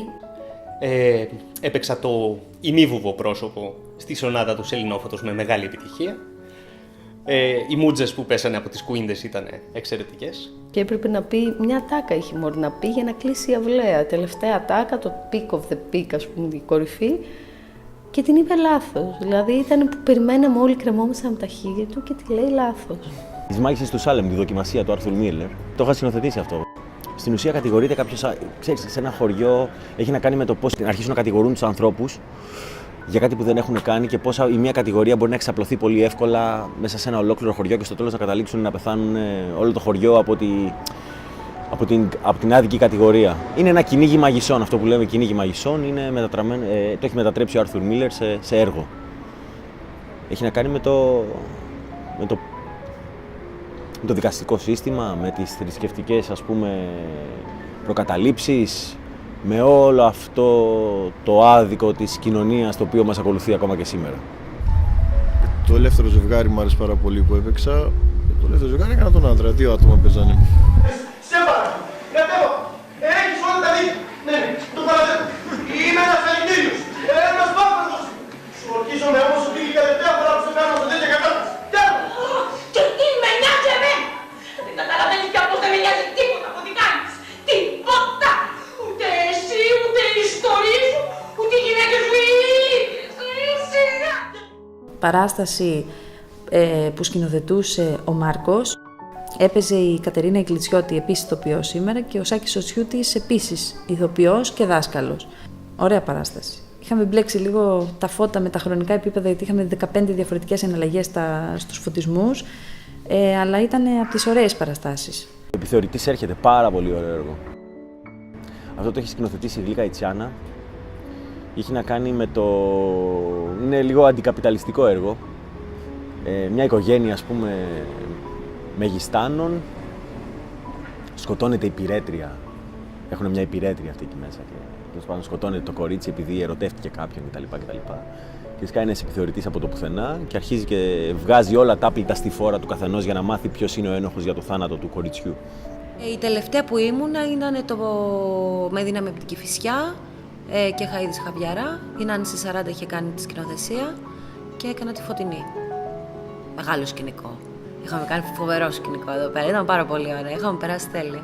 Καλά, το «Δύναμη από την Κηφισιά» γενικά είναι ένα κείμενο που είναι διαχρονικά αστείο, γιατί είναι σαν το Sex and the City στην ελληνική εκδοχή. Οπότε μαζευτήκαμε 4 τσούπρες να πιούμε καφέ εδώ πάνω, οι οποίες ήμασταν και φίλες εντωμεταξύ, πλην της Δήμητρας που ήταν το μικρό, το πρώτη φορά είχε έρθει, ήταν από τα καινούρια, και αυτή την έπαιζε το ρόλο της μικρής κιόλας από την τετράδα. Αλλά γενικά αυτό ήταν όλες οι πρόβες πηγαίνανε πίνοντας καφέδες και χαζολογώντας, μέχρι που πλησίαζε το διάστημα της παράστασης και δεν είχαν μάθει καν τα λόγια. Εγώ απ' την άλλη δεν είμαι καθόλου αυστηρή, δεν το έχω με το να επιβάλλομαι, οπότε τις άφηνα έτσι. Και είχε φτάσει σχεδόν παραμονή, φτιάχναμε εδώ σκηνικά και δεν ξέρω λόγια. Αλλά είναι αυτό που σου λέω, πάντως πάντα κάτι γίνεται και μαγικά δουλεύει. Το 2003 αποφασίσαμε να κάνουμε ένα φεστιβάλ ερασιτεχνικών ομάδων. Και τότε κλήθηκαν ομάδες από όλη την Ελλάδα για να συμμετάσχουν. Ήρθαν εδώ, που τις φιλοξενήσαμε. Και η Θέσπη συμμετείχε με 2 παραστάσεις. Ήταν στην έναρξη του φεστιβάλ και στη λήξη του φεστιβάλ. Το φεστιβάλ ξεκίνησε με το έργο της Θέσπη «Ο επιθεωρητής έρχεται» και τελείωσε πάλι με παράσταση της Θέσπη που ήταν οι εκτελεστές, το Σκούρτη. Οι εκτελεστές είναι 3 αδέρφια τα οποία πηγαίνουν σε μια αποθήκη, έχουν κάνει μια ληστεία, έχουν σκοτώσει. Είναι ένας αναρχικός, ένας ληστής και ένας ναρκωμανής. Και διαπραγματεύεται πώς η κοινωνία οδηγεί τους ανθρώπους στο να κάνουν άλλα πράγματα από αυτά που θέλουν ή πόσο ανελεύθεροι είμαστε τελικά και πόσο όλη αυτή η εξουσία που υπάρχει πολλές φορές μας καταπλακώνει, μας τρώει το είναι μας. Ήταν η πρώτη φορά που ερασιτεχνικές ομάδες από όλη την Ελλάδα συναντιόντουσαν και που η Θέσπη αναλάμβανε ένα τόσο σημαντικό έργο να κάνει τις φοιτητικές ομάδες, τις θεατρικές φοιτητικές ομάδες να επικοινωνήσουν και να ανταλλάξουν απόψεις, γνώμες, να δούμε πώς δουλεύουν και οι άλλοι. Ήταν πολύ ωραίο να βλέπεις συγκεντρωμένους τους φοιτητές από όλη την Ελλάδα με την ίδια λόξα για το θέατρο, που σε άλλους μας έβγαινε ως παράσταση, σε άλλους δεν έβγαινε, αλλά τέλος πάντων υπήρχε για πρώτη φορά αυτή η επικοινωνία, ότι κάνουμε όλοι το ίδιο πράγμα. Ήταν πολύ ωραία εμπειρία. Και κυρίως ήταν πολύ ωραία εμπειρία για μένα, επειδή από πίσω ήμουν στην οργάνωση του όλου φεστιβάλ και είδα πόσο δύσκολο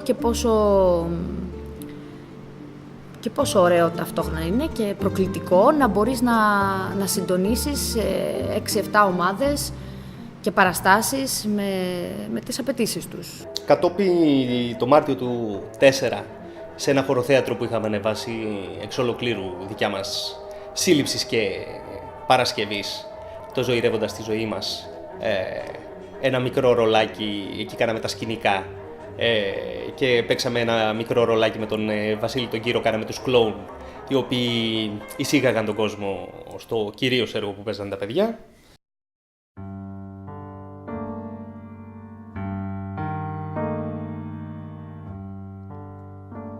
Και έπαιξα σε μια άλλη παράσταση που είναι πολύ αγαπημένη μου και με την οποία συνδέομαι συναισθηματικά έντονα, «Κινωματωμένος γάμος», που αυτή ήταν το Μάιο του 2004 και ήταν η τελευταία μου παράσταση στη Θέσπη και η τελευταία μου χρονιά στη Θέσπη. Με τούτο το μικρό μαχαίρι, μια μέρα χωρισμένη, κάνει 2,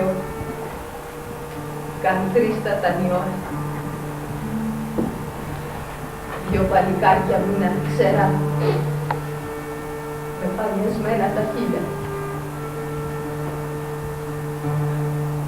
Ούτε το χέρι δεν του πιάνει.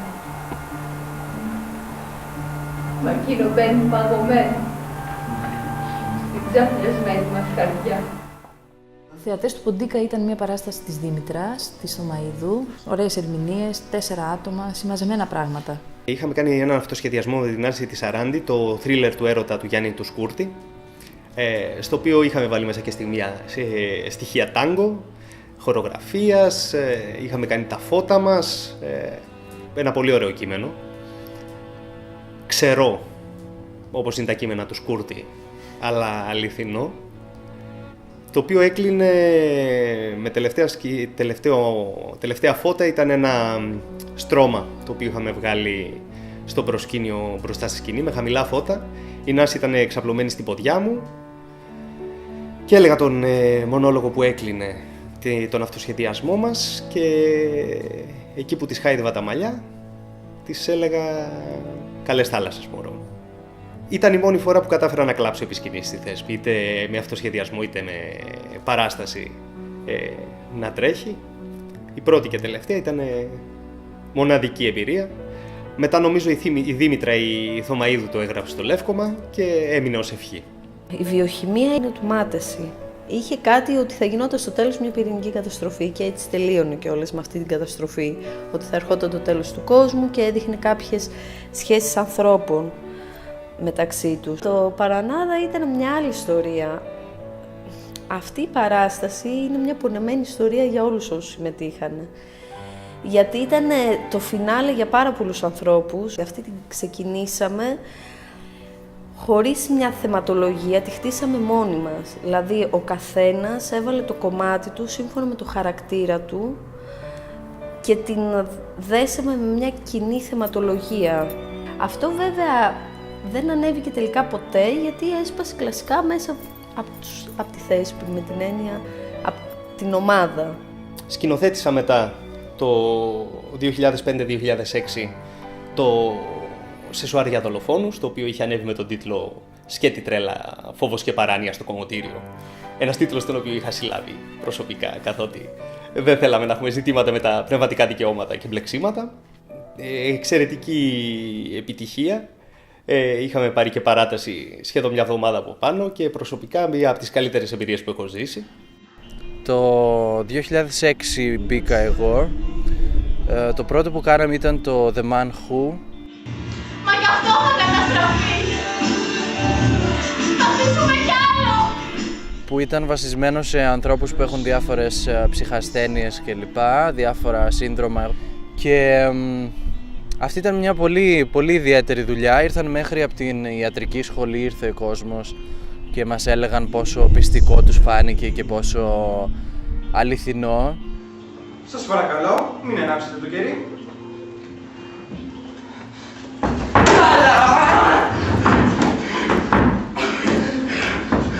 Εγώ έκανα έναν τύπο που είχε σύνδρομο de la Tourette. Μάλιστα είχαμε και ένα απρόπτο εκεί πέρα σε αυτή την παράσταση. Κάποια στιγμή είχα χτυπήσει και γεμίσει το θέατρο αίματα και νόμιζαν ότι είναι special effect, ότι η ομάδα μας έχει τόσο τέτοια τεχνογνωσία και έφτιαξε special effect να τρέχουν αίματα από εδώ πέρα. Η 12 ενορκή του Reginald Rose, δυστυχώς νομίζω μερικές εβδομάδες πριν την προκαθορισμένη έναρξη των παραστάσεων, δηλαδή νομίζω είχαμε και αφήσεις αν θυμάμαι καλά, τελικά αποφασίσαμε ότι δεν ήμασταν έτοιμοι σαν ομάδα να υποστηρίξουμε ένα τέτοιο εγχείρημα. Οπότε αποφασίσαμε εν τέλει να την ακυρώσουμε. Βέβαια η δουλειά έχει γίνει, οι εμπειρίες που πήραμε μείνανε και εν τέλει μας οδηγήσανε σχεδόν αυτούσια σαν ομάδα στην επόμενη επιτυχημένη εν τέλει παράσταση που ήταν η ζωή σε πράξεις. Είχε πολύ πλάκα γιατί ουσιαστικά ήταν μια κωμωδία, ήταν μονόπρακτα χιουμοριστικού κατά βάση περιεχομένου, όχι το 100% και κάνει μια πάρα πολύ επιτυχημένη κριτική για τη σύγχρονη Ελλάδα. Η υπόθεση της Λυσιστράτης γενικά είναι γνωστή. Θέλουν οι γυναίκες να σταματήσουν τον πόλεμο, να πείσουν τους άντρες τους να σταματήσουν τον πόλεμο και κάνουν αποχή από το σεξ για να τους πείσουν.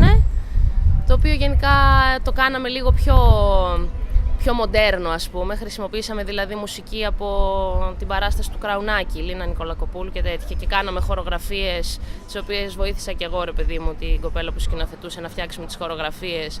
Μπήκανε λίγο Latin, λίγο διάφορα πράγματα μέσα σε αυτό. Ήταν πολύ ωραίο και μου άρεσε πάρα πολύ. Εξαντλητικό βέβαια, γιατί τρέχανε τότε στη Θέσπη 3 παραστάσεις, αυτές οι 2 και άλλη μία, στην οποία εγώ δεν συμμετείχα. Ο Θεός με φώτισε και δεν μπήκα και εκεί γιατί θα πέθαινα γενικά. Και κάναμε τύπου πρόβες στην τελευταία χορογραφία, ας πούμε, θυμάμαι να πρέπει να τη δείξω στους ανθρώπους 12 η ώρα τη νύχτα, μετά από τέλος άλλης παράστασης, μετά από 2 μήνες που δεν κοιμόμασταν ποτέ και ξαφνικά 17 άτομα πάνω στη σκηνή και εγώ έτσι να πεθαίνω, ας πούμε, και να πρέπει να δείξω χορογραφία. Αλλά ήταν τέλειο, ήταν πάρα πολύ ωραία εμπειρία γενικά. Και τα 2, και ο τυχαίος θάνατος ενός αναρχικού του σκηνοθέτησε μια κοπέλα εικόνη και είχαμε πρόβες, είχαμε χωρίσει τότε, θυμάμαι, τη μέρα σε πρωί με μεσημέρι, μεσημέρι-απόγευμα, απόγευμα-βράδυ, οι 3 παραστάσεις και η μεταμεσονύκτια. Ο τυχαίος θάνατος ενός αναρχικού γενικά έπαιρνε σίγουρα και τη μεταμεσονύκτια, δηλαδή μέχρι θανάτου. Αλλά ήταν πάρα πολύ ωραία, παρότι την κούραση, παρότι τις 4 ώρες που κοιμόμασταν για 1 μήνα και όλες τις υπόλοιπες κάναμε πρόβες. Γιατί κάποια στιγμή κάναμε, ας πούμε, Λυσιστράτητο στη μία ζώνη, τυχαίο θάνατο αναρχικού στην άλλη ζώνη. Όταν έμπαινε η άλλη παράσταση μέσα, εμείς κάναμε στο φουαγέ χορογραφία και μετά με τα μεσονύκτια. Δηλαδή, πάρτι. Τώρα θα δείτε τη σκηνή που ήρεμα χωρίς φωνή και πριν ο ήλιος δύσει. Η Κάπουλέτα η μαμά πιάνει την κόρη στα λιμά για γάμο να την πείσει. Η κόρη της είναι νεαρή, ως σαν γυναίκα πονηρή, για να κερδίσει χρόνο, λέει. Εντάξει, θα σκεφτώ και τη φούλα να σταθώ. Αυτό ζητάω μόνο. Ουσιαστικά ήμουν από τις παραστάσεις του Ρωμαίος και η Ιουλιέτα του Μπόστ, που είχε γίνει χειμώνα, στα πρώτα θεατρικά παιχνίδια που είχα πάρει μέρος. Υπάρχει όμως πρόβλημα στη δική μας σχέση. Γιατί για κάποιο νερό με έχουν πιέσει. Είναι παροδία πάνω στο Ρωμαίο και στην Ιουλιέτα του Σέξπιρ. Ένα τη φωνή σου Λίδα της Βερόνας. Περνούν τα χρόνια δυστυχώς. Εγώ η νέα Λίδα. Δεν βλέπω στον ορίζοντα μια αναμυδράν ελπίδα. Το 7ο φεστιβάλ έγινε το 2010. Σαν εμπειρία ήταν πρωτόγνωρη, γιατί εγώ όταν μπήκα στη Θέσπη γνώρισα κάποιο συγκεκριμένο αριθμό ανθρώπων και λέω εντάξει, εμείς θα είμαστε, πόσοι ακόμα φοιτητές θα κάνουν θέατρο σε αυτή τη χώρα. Κάνουν πάρα πολλοί φοιτητές θέατρο σε αυτή τη χώρα. Ξαφνικά αρχίσαμε να συζητάμε για ξενοδοχεία, για το πώς θα φιλοξενήσουμε όλα αυτά τα άτομα, πώς θα γίνει, πώς θα οργανωθούμε, πού θα γίνονται οι παραστάσεις, θα γίνονται στη Θέσπη, θα γίνονται στην πόλη, πρέπει να κλείσουμε θέατρα από εδώ, θέατρα από εκεί. Και ζήσαμε λίγο όλο αυτό το οργανωτικό κομμάτι του θεάτρου. Επομένως ήταν εμπειρία σημαντική, γιατί όταν μπαίνεις στο θέατρο δεν πας να κάνεις μόνος σου να παίξεις και να κάνεις το κομμάτι σου. Πρέπει να οργανώσεις πράγματα για να ανεβούν κάποιοι στη σκηνή, να παίξουν, να κάνουν πράγματα. Επομένως έγινε, θυμάμαι, ένα αλαλούμ και μέσα από αυτό το αλαλούμ να προκύπτει ένα πράγμα που είχε κάθε μέρα θέατρο. Το Βρίζοντας το κοινό το σκηνοθέτησα νομίζω το 2010. Ήταν μια πολύ προκλητική παράσταση. Ουσιαστικά ερχόταν ο κόσμος και τους βρίζαμε. Και ήταν περισσότερο να τους δώσει, να ρίξει τις δικές τους ευθύνες, να ρίξει ένα φως στο τι κάνει ο θεατής. Να μην είσαι θεατής και να δεις λίγο να είσαι παίκτης, να είσαι ενεργός. Οι 4 ερημιές ήτανε 4 μονόπρακτα. Σχέσεις μεταξύ ανθρώπων ήτανε και το δικό μου κομμάτι ήτανε μια στάρ παλιά, ας πούμε, η οποία γενικά έχει λολαθεί και δίνει συνέντευξη και φαντάζεται διάφορα πράγματα που έχει ζήσει από τον πόλεμο, τους στρατηγούς, από το πώς αναλήχθηκε σαν στάρ. Λίγο κατάθλιψη γενικά αυτό το έργο, πόνος. Αλλά επίσης ήταν πάρα πολύ ωραίο και πάρα πολύ ωραίο, περάσαμε και σε αυτό. Ο Άρωτος άνθρωπος λοιπόν παίχτηκε το 2011, ήταν ένα χωροθέατρο. Ξεκίνησε από μια ιδέα να ενώσουμε θέατρο, δηλαδή πρόζα και χορό μαζί.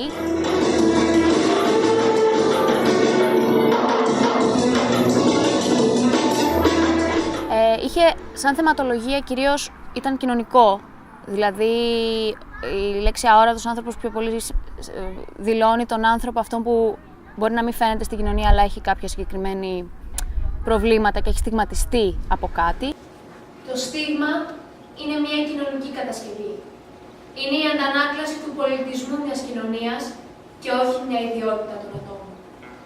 Το κλέψε λιγότερο με τι έχει να κάνει. Γενικά ο Ντάριο Φω έχει πολύ έντονο πολιτικό μήνυμα. Γενικά ήταν ένα κείμενο το οποίο μπέρδευε μέσα σε δύο διαφορετικές σκηνές, δηλαδή μία εξελισσόταν σε ένα όντως γραφείο τελετών και η άλλη σε ένα ψυχιατρίο και έδειχνε ουσιαστικά την εξέλιξη που έχουν οι άνθρωποι για μένα, μέσα στην κοινωνία όταν έρθουν σε επαφή με τις μορφές εξουσίας. Για μένα είχε από τα πιο ωραία μηνύματα στο τέλος και μου άρεσε γιατί έπαιζε σε αυτή τη σκηνή, ότι στο τέλος ρε παιδί μας σε αυτό το ψυχιατρίο, ας πούμε, σου έκαναν λογοτομή. Και έδειχνε ρε παιδί μου το ότι ουσιαστικά, ξέρω εγώ, δεν θέλεις, ακόμα και αν αποφασίσεις να αλλάξεις και να εντιωθείς τη διαφθορά που και ο ίδιος μπορεί να θες να δημιουργήσεις, η κοινωνία δεν σε αφήνει. Τίποτα πια. Μάλλον θα είναι για καλό. Και αν μας πούνε εκείνος κλέβει, εκείνος κάνει απατεωνίες, θα του δώσουμε τις ψήφους, θα χλεβάζουμε πορείες. Γιατί είμαστε οι μαλάκια. Δεν έχουμε μυαλό. Βιαστείτε. Εγχειριστείτε όλοι. Μην χάνετε άλλο χρόνο, δεν έχουμε καιρό! Η Κατσαρίδα σκηνοθετήθηκε από την Γογό τη Μαραγκούλη. Με βοήθεια, εντάξει, όλοι μας συμβάλαμε, γιατί ήταν ένα έργο το οποίο ήταν του Μαυρογεωργίου, το οποίο ήταν πολύ ελευθεριακό. Η Γογό το προσέγγισε πολύ διαφορετικά, δεν ήταν μόνο από δύο ηθοποιούς όπως κανονικά είναι. Έγινε το 2012. Εγώ πρώτη. Θα σοβαρευτώ και θα σας πω. Για να ξεκινήσει, παιδιά μου, ωραία αυτό το έργο, υπάρχει μία βασική προϋπόθεση. Εγώ ήμουνα το intro της παράστασης, έμπαινα εμβόλυμα στην παράσταση. Θεωρητικά γινόταν ένα πράγμα σαν stand-up comedy, να το πω έτσι. Παραδέχομαι ότι δεν είχα μάθει ποτέ τα λόγια μου. Έβγαζα από το μυαλό μου πράγματα. Το παραδέχομαι. Ναι, το έκανα. Σκέψου ότι απλώς έβγαινα και ζητούσα συγγνώμη από το κοινό για αυτά που πρόκειται να δει. Στην αρχή έβγαινα, ας πούμε, συμμετείχα σε ένα κομμάτι το οποίο ήταν μέρος της ιστορίας, αλλά μετά απλά θα ακολουθούσε ένα κομμάτι που δεν είχε κανένα νόημα για την παράσταση και απλά ζητούσα συγγνώμη από το κοινό για αυτό που θα ακολουθήσει. Συμμετείχα στον Καλό Άνθρωπο του Σετσουάν, που ήταν το 2013 και ήταν η πρώτη μου παράσταση. Έπαιξα έναν θεό, εντάξει, ήταν αρκετά καλή εμπειρία σαν πρώτη παράσταση και νομίζω ότι αυτή η πρώτη παράσταση με έκανε μετά να συνεχίσω κιόλας σε οτιδήποτε έκανα. Εκείνη την χρονιά δεν την ξεχάσω ποτέ, γιατί είχα ένα ρόλο τέλος πάντων, ο οποίος ήταν πολύ χαρούμενος και τσιριπίμ και δεν θα ξεχάσω ότι είχε στο κέντρο μια πόρτα. Κάθε φορά που άνοιγα την πόρτα, ήμουν πίσω από την κουρτίνα, έβγαινα πάνω στη σκηνή, έλεγα ξέρω εγώ διάφορα πράγματα, έκλεινα την πόρτα και όταν έμπαινα πίσω, έκανα μόνη μου κάτι και γελούσα μόνη μου. Ήταν η ψυχοθεραπεία μου εκείνο το διάστημα, γιατί και εγώ ήμουν λίγο δύσκολα και περνούσα απίστευτα. Το ευτυχές γεγονός, το main story ουσιαστικά, ήταν ένα ηλικιωμένο ζευγάρι που πήγαινε ένας νέος άντρας, αναρχικός, να μείνει. Και ήταν πολύ πολιτικοποιημένο, εννοείται, γιατί ήταν σε μια εποχή που ήταν πολιτικό θέατρο το νούμερο 1 όταν γράφτηκε. Οπότε σκέψου ότι ο πρωταγωνιστής που έτυχε να τον παίζω εγώ στη δεύτερη παράσταση θέση που έκανα, έλεγε αναρχικός. Δεν είχε καν όνομα. Το κείμενο δίπλα έλεγε αναρχικός και σου γράφε τα λόγια. Δεν στήθηκε ποτέ αναρχικός. Με τη συνεργασία του Νικόλα του Σούλη, που ήταν εκείνη τη χρονιά ο συνθέτης μου, το κάναμε να φανεί τόσο light, ώστε ο αναρχικός να είναι το θετικό πρόσημο στην παράσταση. Παρά το αρνητικό που θέλει, πιστεύω, να παρουσιάσει ο συγγραφέας του κειμένου.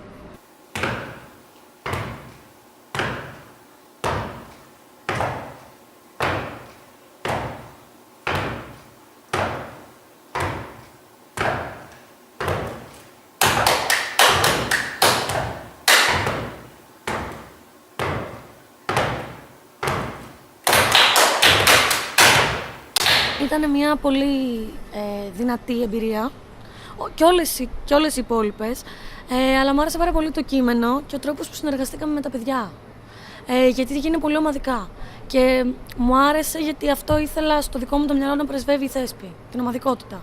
Και ό,τι συνέβη μέσα από τις πρόβες και ήταν πάρα πολύ όμορφο, γιατί ο ένας έδινε στον άλλον και δεν είχαμε κάτι σίγουρο, είχαμε ένα στάνταρ σκελετό κειμένου, αλλά ο καθένας έφερνε δικά του πράγματα και σε κάθε παράσταση τα βάζαμε ή όχι.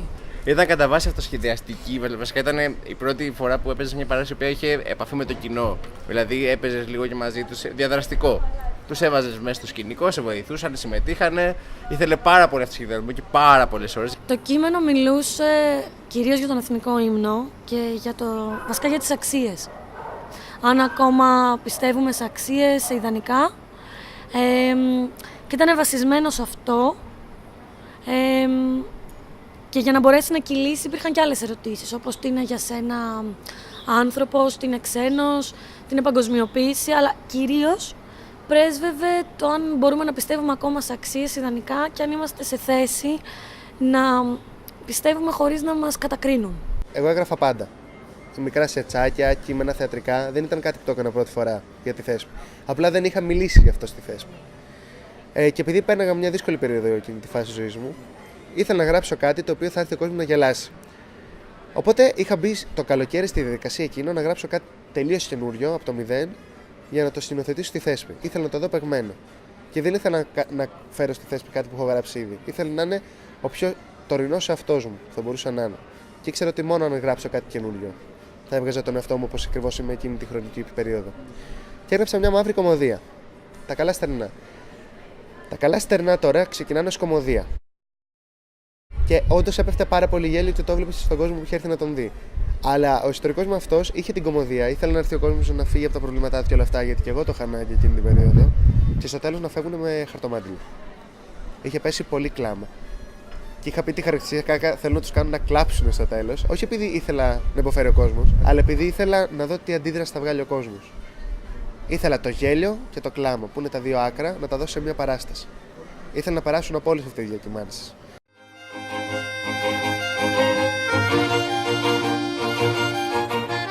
Το 12ο Πανελλήνιο Φεστιβάλ Φοιτητικού Θεάτρου ταξιδεύει στα Ιωάννινα. 8 με 19 Μαΐου, 14 ομάδες από όλη την Ελλάδα συναντιούνται και παρουσιάζουν δικές τους παραστάσεις στο θέατρο της Θέσπη και στα παλιά σφαγεία, αλλά και δρόμενα σε ολόκληρη την πόλη. Το δικό μας φεστιβάλ, ενώ δεν είχαμε παράσταση στο φεστιβάλ, το θυμάμαι σαν ένα πάρτι. Το να βλέπεις ομάδες από όλη την Ελλάδα να έρχονται στο σπίτι σου, γιατί η Θέσπη ήταν το σπίτι μας. Θέλω να πω, ζούσαμε εκεί, κάναμε πρόβες μετά μεσονύχτες, κοιμόμασταν εκεί και επειδή ακριβώς είναι μια ομάδα που είναι από εμάς για μας, είναι σαν να δέχεσαι κόσμο στο σπίτι, οπότε θέλεις όσο το δυνατόν περισσότερο να τους δώσεις πέρα από τη φιλοξενία στην πόλη, να καταλάβουν ότι έχουμε να μοιραστούμε πράγματα. Το 2015 πήρα την απόφαση να σκηνοθετήσω τις νυχτερίδες και άλλα θηλαστικά. Νυχτερίδες είναι θηλαστικά που σχηματίζουν την τάξη των χειρότερων. Είναι καταρχάς μικρά διηγήματα, αυτόνομα διηγήματα. Και το καθένα λέει τη δικιά του ιστορία. Θέλει να περάσει αυτό που λέει και από πίσω την καθημερινότητα της διπλανής πόρτας και τα προβλήματα που έχει ο άνθρωπος της διπλανής πόρτας και ποτέ δεν αναγνωρίζουμε. Περνάει παράδοξα αυτοσεβασμό, σεβασμό για τους άλλους, με έναν τρόπο όμως που εφόσον ο άλλος έχει αυτοκτονήσει, εφόσον έχει βιαστεί και συνειδητοποιήσει, ξέρω εγώ, ότι όντως το διπλανό μου δεν τον σκέφτομαι ποτέ. Λαέ σφίξεις άλλο το ζωνάρι, η πείνα το καμάρι είναι του κιότι,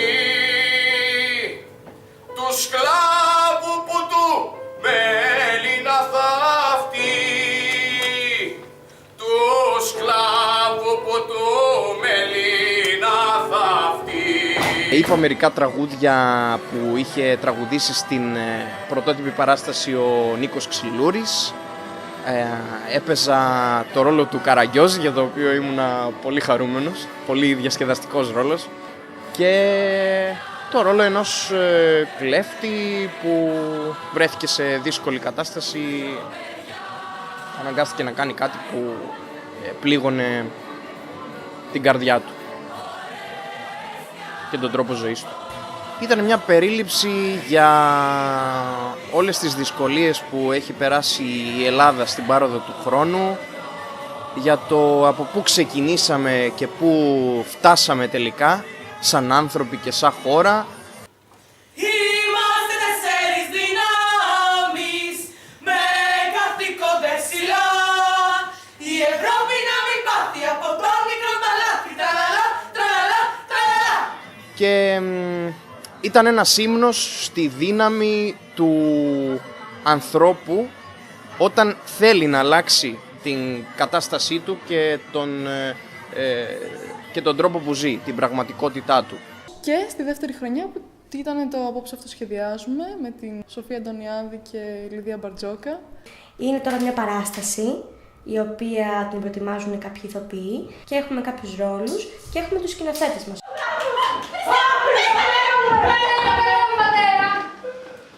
Έξι μέρες αργότερα, οι 4 αδερφές και η μητέρα κάθονται γύρω από το τραπέζι. Μα πρέπει να αλλάξουμε, να βάλουμε μαύρα. Α, ναι, το είχαμε ξεχάσει. Όταν πεθαίνει κανείς, μα το φοράνε. Καλώς, φως στην πλατεία και κλείσει βέβαια. Οι σκηνοθέτες πιέζουν πάρα πολύ τους ηθοποιούς για να βγάλουν το χαρακτήρα και τέτοια τους.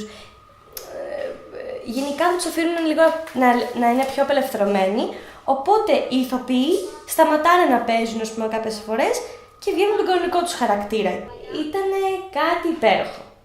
Ήταν πάρα πολύ ωραίο, δεθήκαμε και υπήρχε και εξέλιξη των ατόμων καθ' όλη τη διάρκεια των προβών. Δηλαδή υπήρχαν άτομα τα οποία ξεκινήσανε κάπως και απλά σαν να ανθίσανε. Πέρυσι, το 2017, κάναμε ένα φεστιβάλ γιατί κλείναμε 40 χρόνια λειτουργίας σαν ομάδα, που είναι η πρώτη ερασιτεχνική φοιτητική ομάδα στην Ελλάδα.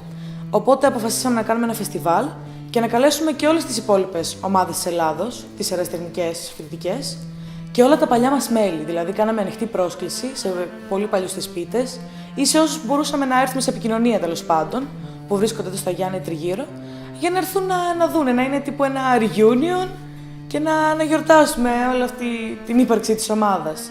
Και κάναμε ένα τριήμερο φεστιβάλ, στο οποίο παρουσιάσαμε, είχαμε διάφορες δράσεις. Είχαμε την πρώτη μέρα stand-up και improv comedy, μία βραδιά, που κάναμε γύρω στους 3-4 μήνες κάποια παιχνίδια, εγώ, η Δέσποινα η Δαρβιανάκη και ο Γιώργος ο Κεπεσίδης, και παρουσιάσαμε stand-up comedy εδώ στην ομάδα, που είναι κάτι που δεν είχαμε κάνει μέχρι τώρα, ήταν πρώτη φορά στα χρονικά. Τη δεύτερη μέρα είχαμε την επαιτειακή παράσταση. Ο Νίκος Ψηλάκης μου πρότεινε να συνεργαστούμε στην επαιτειακή παράσταση.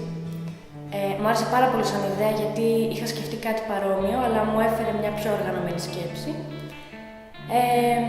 Συλλέξαμε υλικό από παραστάσεις, ό,τι βίντεο είχαμε, και η ιδέα ήταν να προσπαθήσουμε να πλησιάσουμε τη σκηνοθεσία των παραστάσεων και να δείξουμε κάποια κομμάτια αυτών μαζεμένα, μέχρι εκεί που είχαμε υλικό από βίντεο.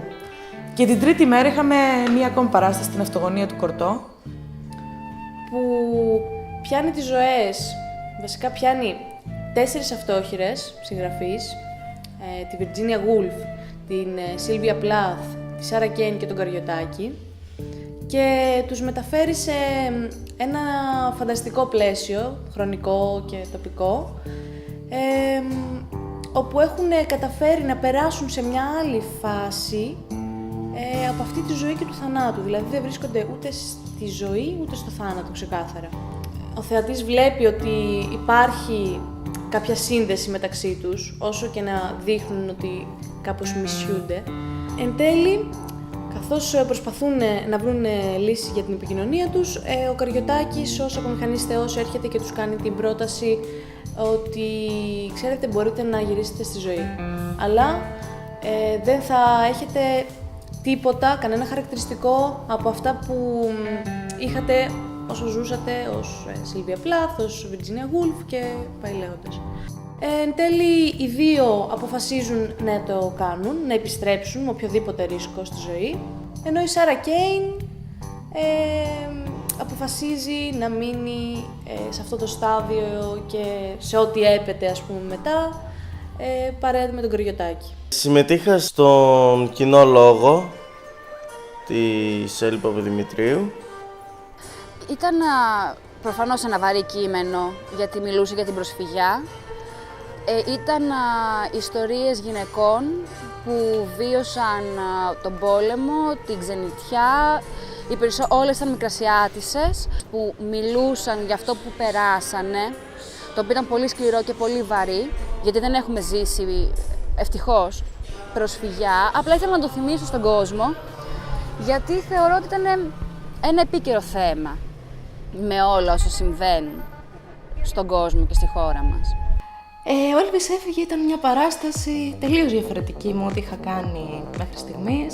Το οποίο ανέβηκε πρόσφατα, το 2014, ας πούμε, βγήκε το κείμενο, το 2011 ανέβηκε το κείμενο, ύστερα γράφτηκε από τη Χριστίνα Θεοδόρου και έπεισε το μάτι μου σε αυτό και λέω αυτό θέλω να κάνω. Μ' άρεσε πολύ που ήταν μοντέρνο, δεν ήταν γνωστό.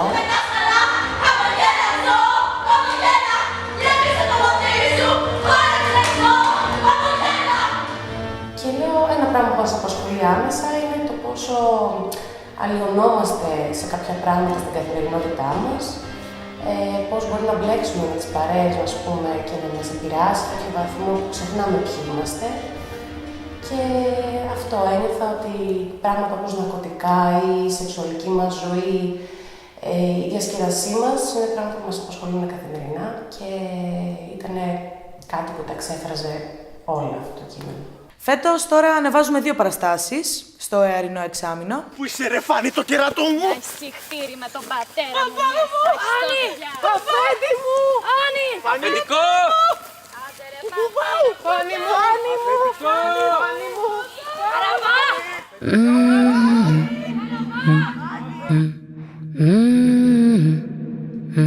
Η μία παράσταση λέγεται «Μπαμπά με ξαναπεθάνεις Παρασκευή» του Ρίκα και του Αποστόλου, την οποία σκηνοθετώ εγώ. Το έργο αυτό εκτελείται στην ουσία σε ένα χωριό. Μια οικογένεια στην οποία πεθαίνει ο πατέρας.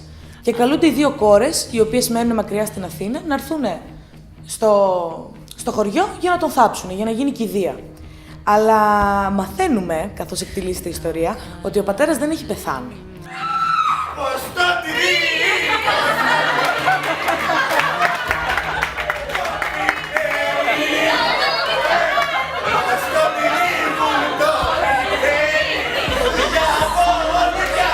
Έχει δημιουργήσει μία ίντρικα για να πάρει πάρα πολλά λεφτά και να φύγει στο εξωτερικό. Χριστέ μου! Το άγαλμα Λεοπούντο! Ποιο άγαλμα, τι λέει! Σιλά τα χέρια μου! Σιλά καλά που τα θέλετε! Τι άγαλμα, τι λέει! Και η άλλη παράσταση είναι το Φάντε τι πήκε. Τίποτα, ήμασταν με τη Μαρία την Αλεξοπούλου και είχα γράψει μια ιστορία και της άρεσε και μου λέει κάτι πιο μεγάλη, γιατί ήταν πολύ μικρό κείμενο, ξέρω εγώ, και έλα να την κάνουμε παράσταση. Και λέω εντάξει. Όταν πέφτει το σκοτάδι, η παράστασή μας ξεκινά.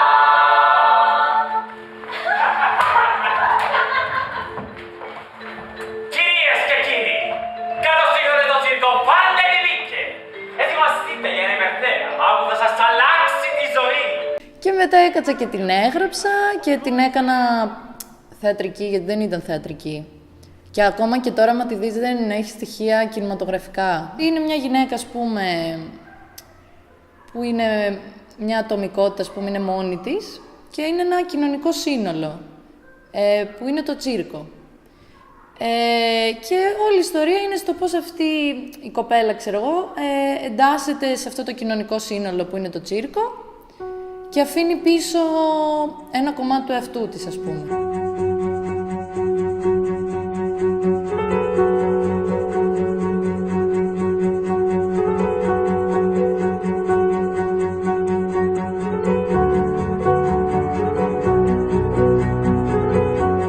Όταν μπήκα, ας πούμε, και είδα ότι υπάρχει θέατρο, συγκινήθηκα. Λέω, καλά, τι είναι εδώ, δεν είναι μαγεία, ξέρω.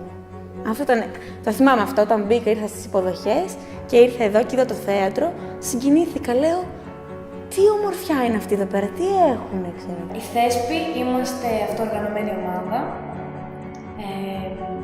Κάθε τι περνάει από το χέρι μας. Δηλαδή, όσα μέλη είμαστε ενεργά, φροντίζουμε για τη λειτουργία όλων όσων υπάρχουν μέσα.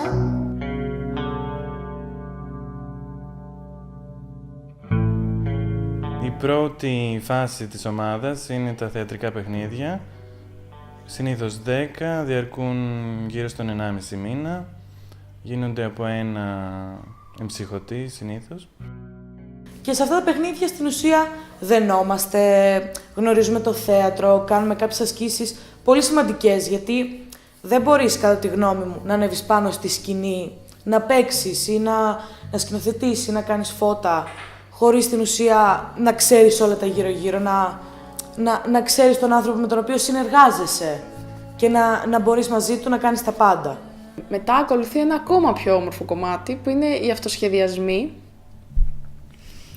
στους οποίους το κάθε άτομο επιλέγει είτε ένα μονόλογο, είτε μπορεί και διάλογο, τριάλογο, όσα άτομα θέλει.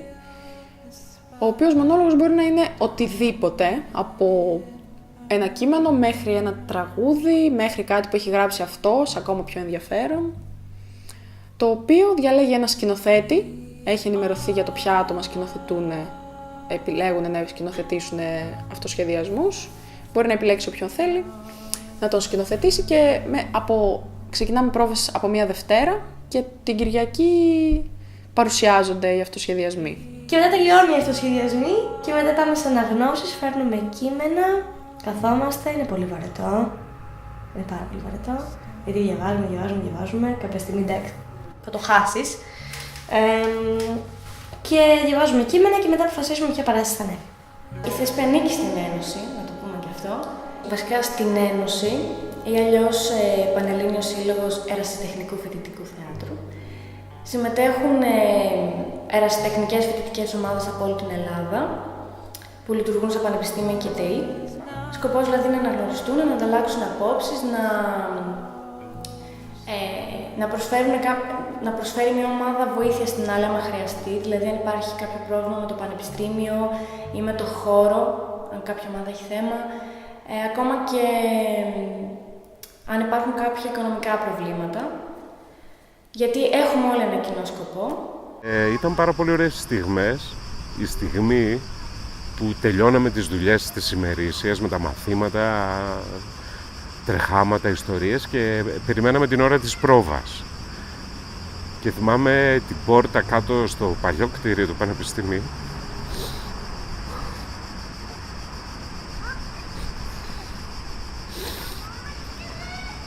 Να ανοίγει και ήταν...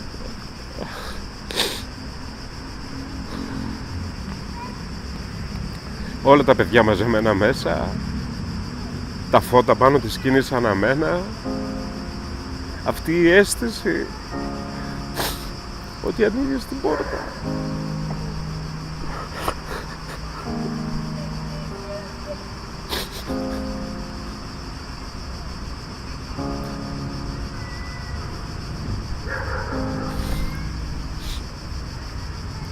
Σπουδαία εμπειρία, σπουδαία.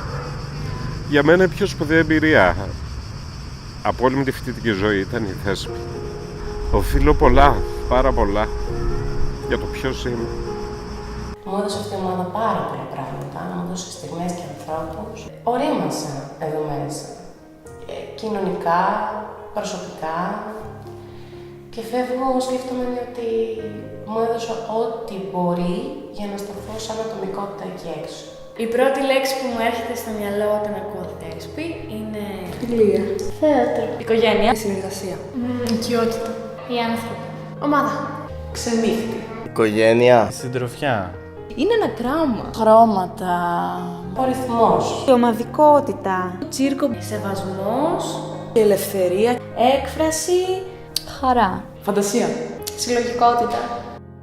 Είναι πολύ σημαντικό ότι μετά εγώ βλέπω τώρα να έρθει στο Facebook η Θέσπη και σκέφτομαι ότι ήμουνα 30 χρόνια πριν και ότι κάποιοι άνθρωποι συνεχίζουν αυτό το μικρό κουβάρι μέχρι σήμερα.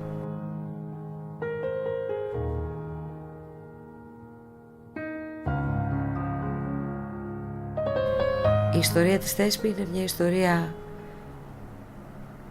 ζώντων και τεθνεώτων. Όλοι αυτοί οι άνθρωποι λοιπόν που είναι και δεν είναι η νεανική μας ηλικία, το όνειρό μας και η προσγείωσή του.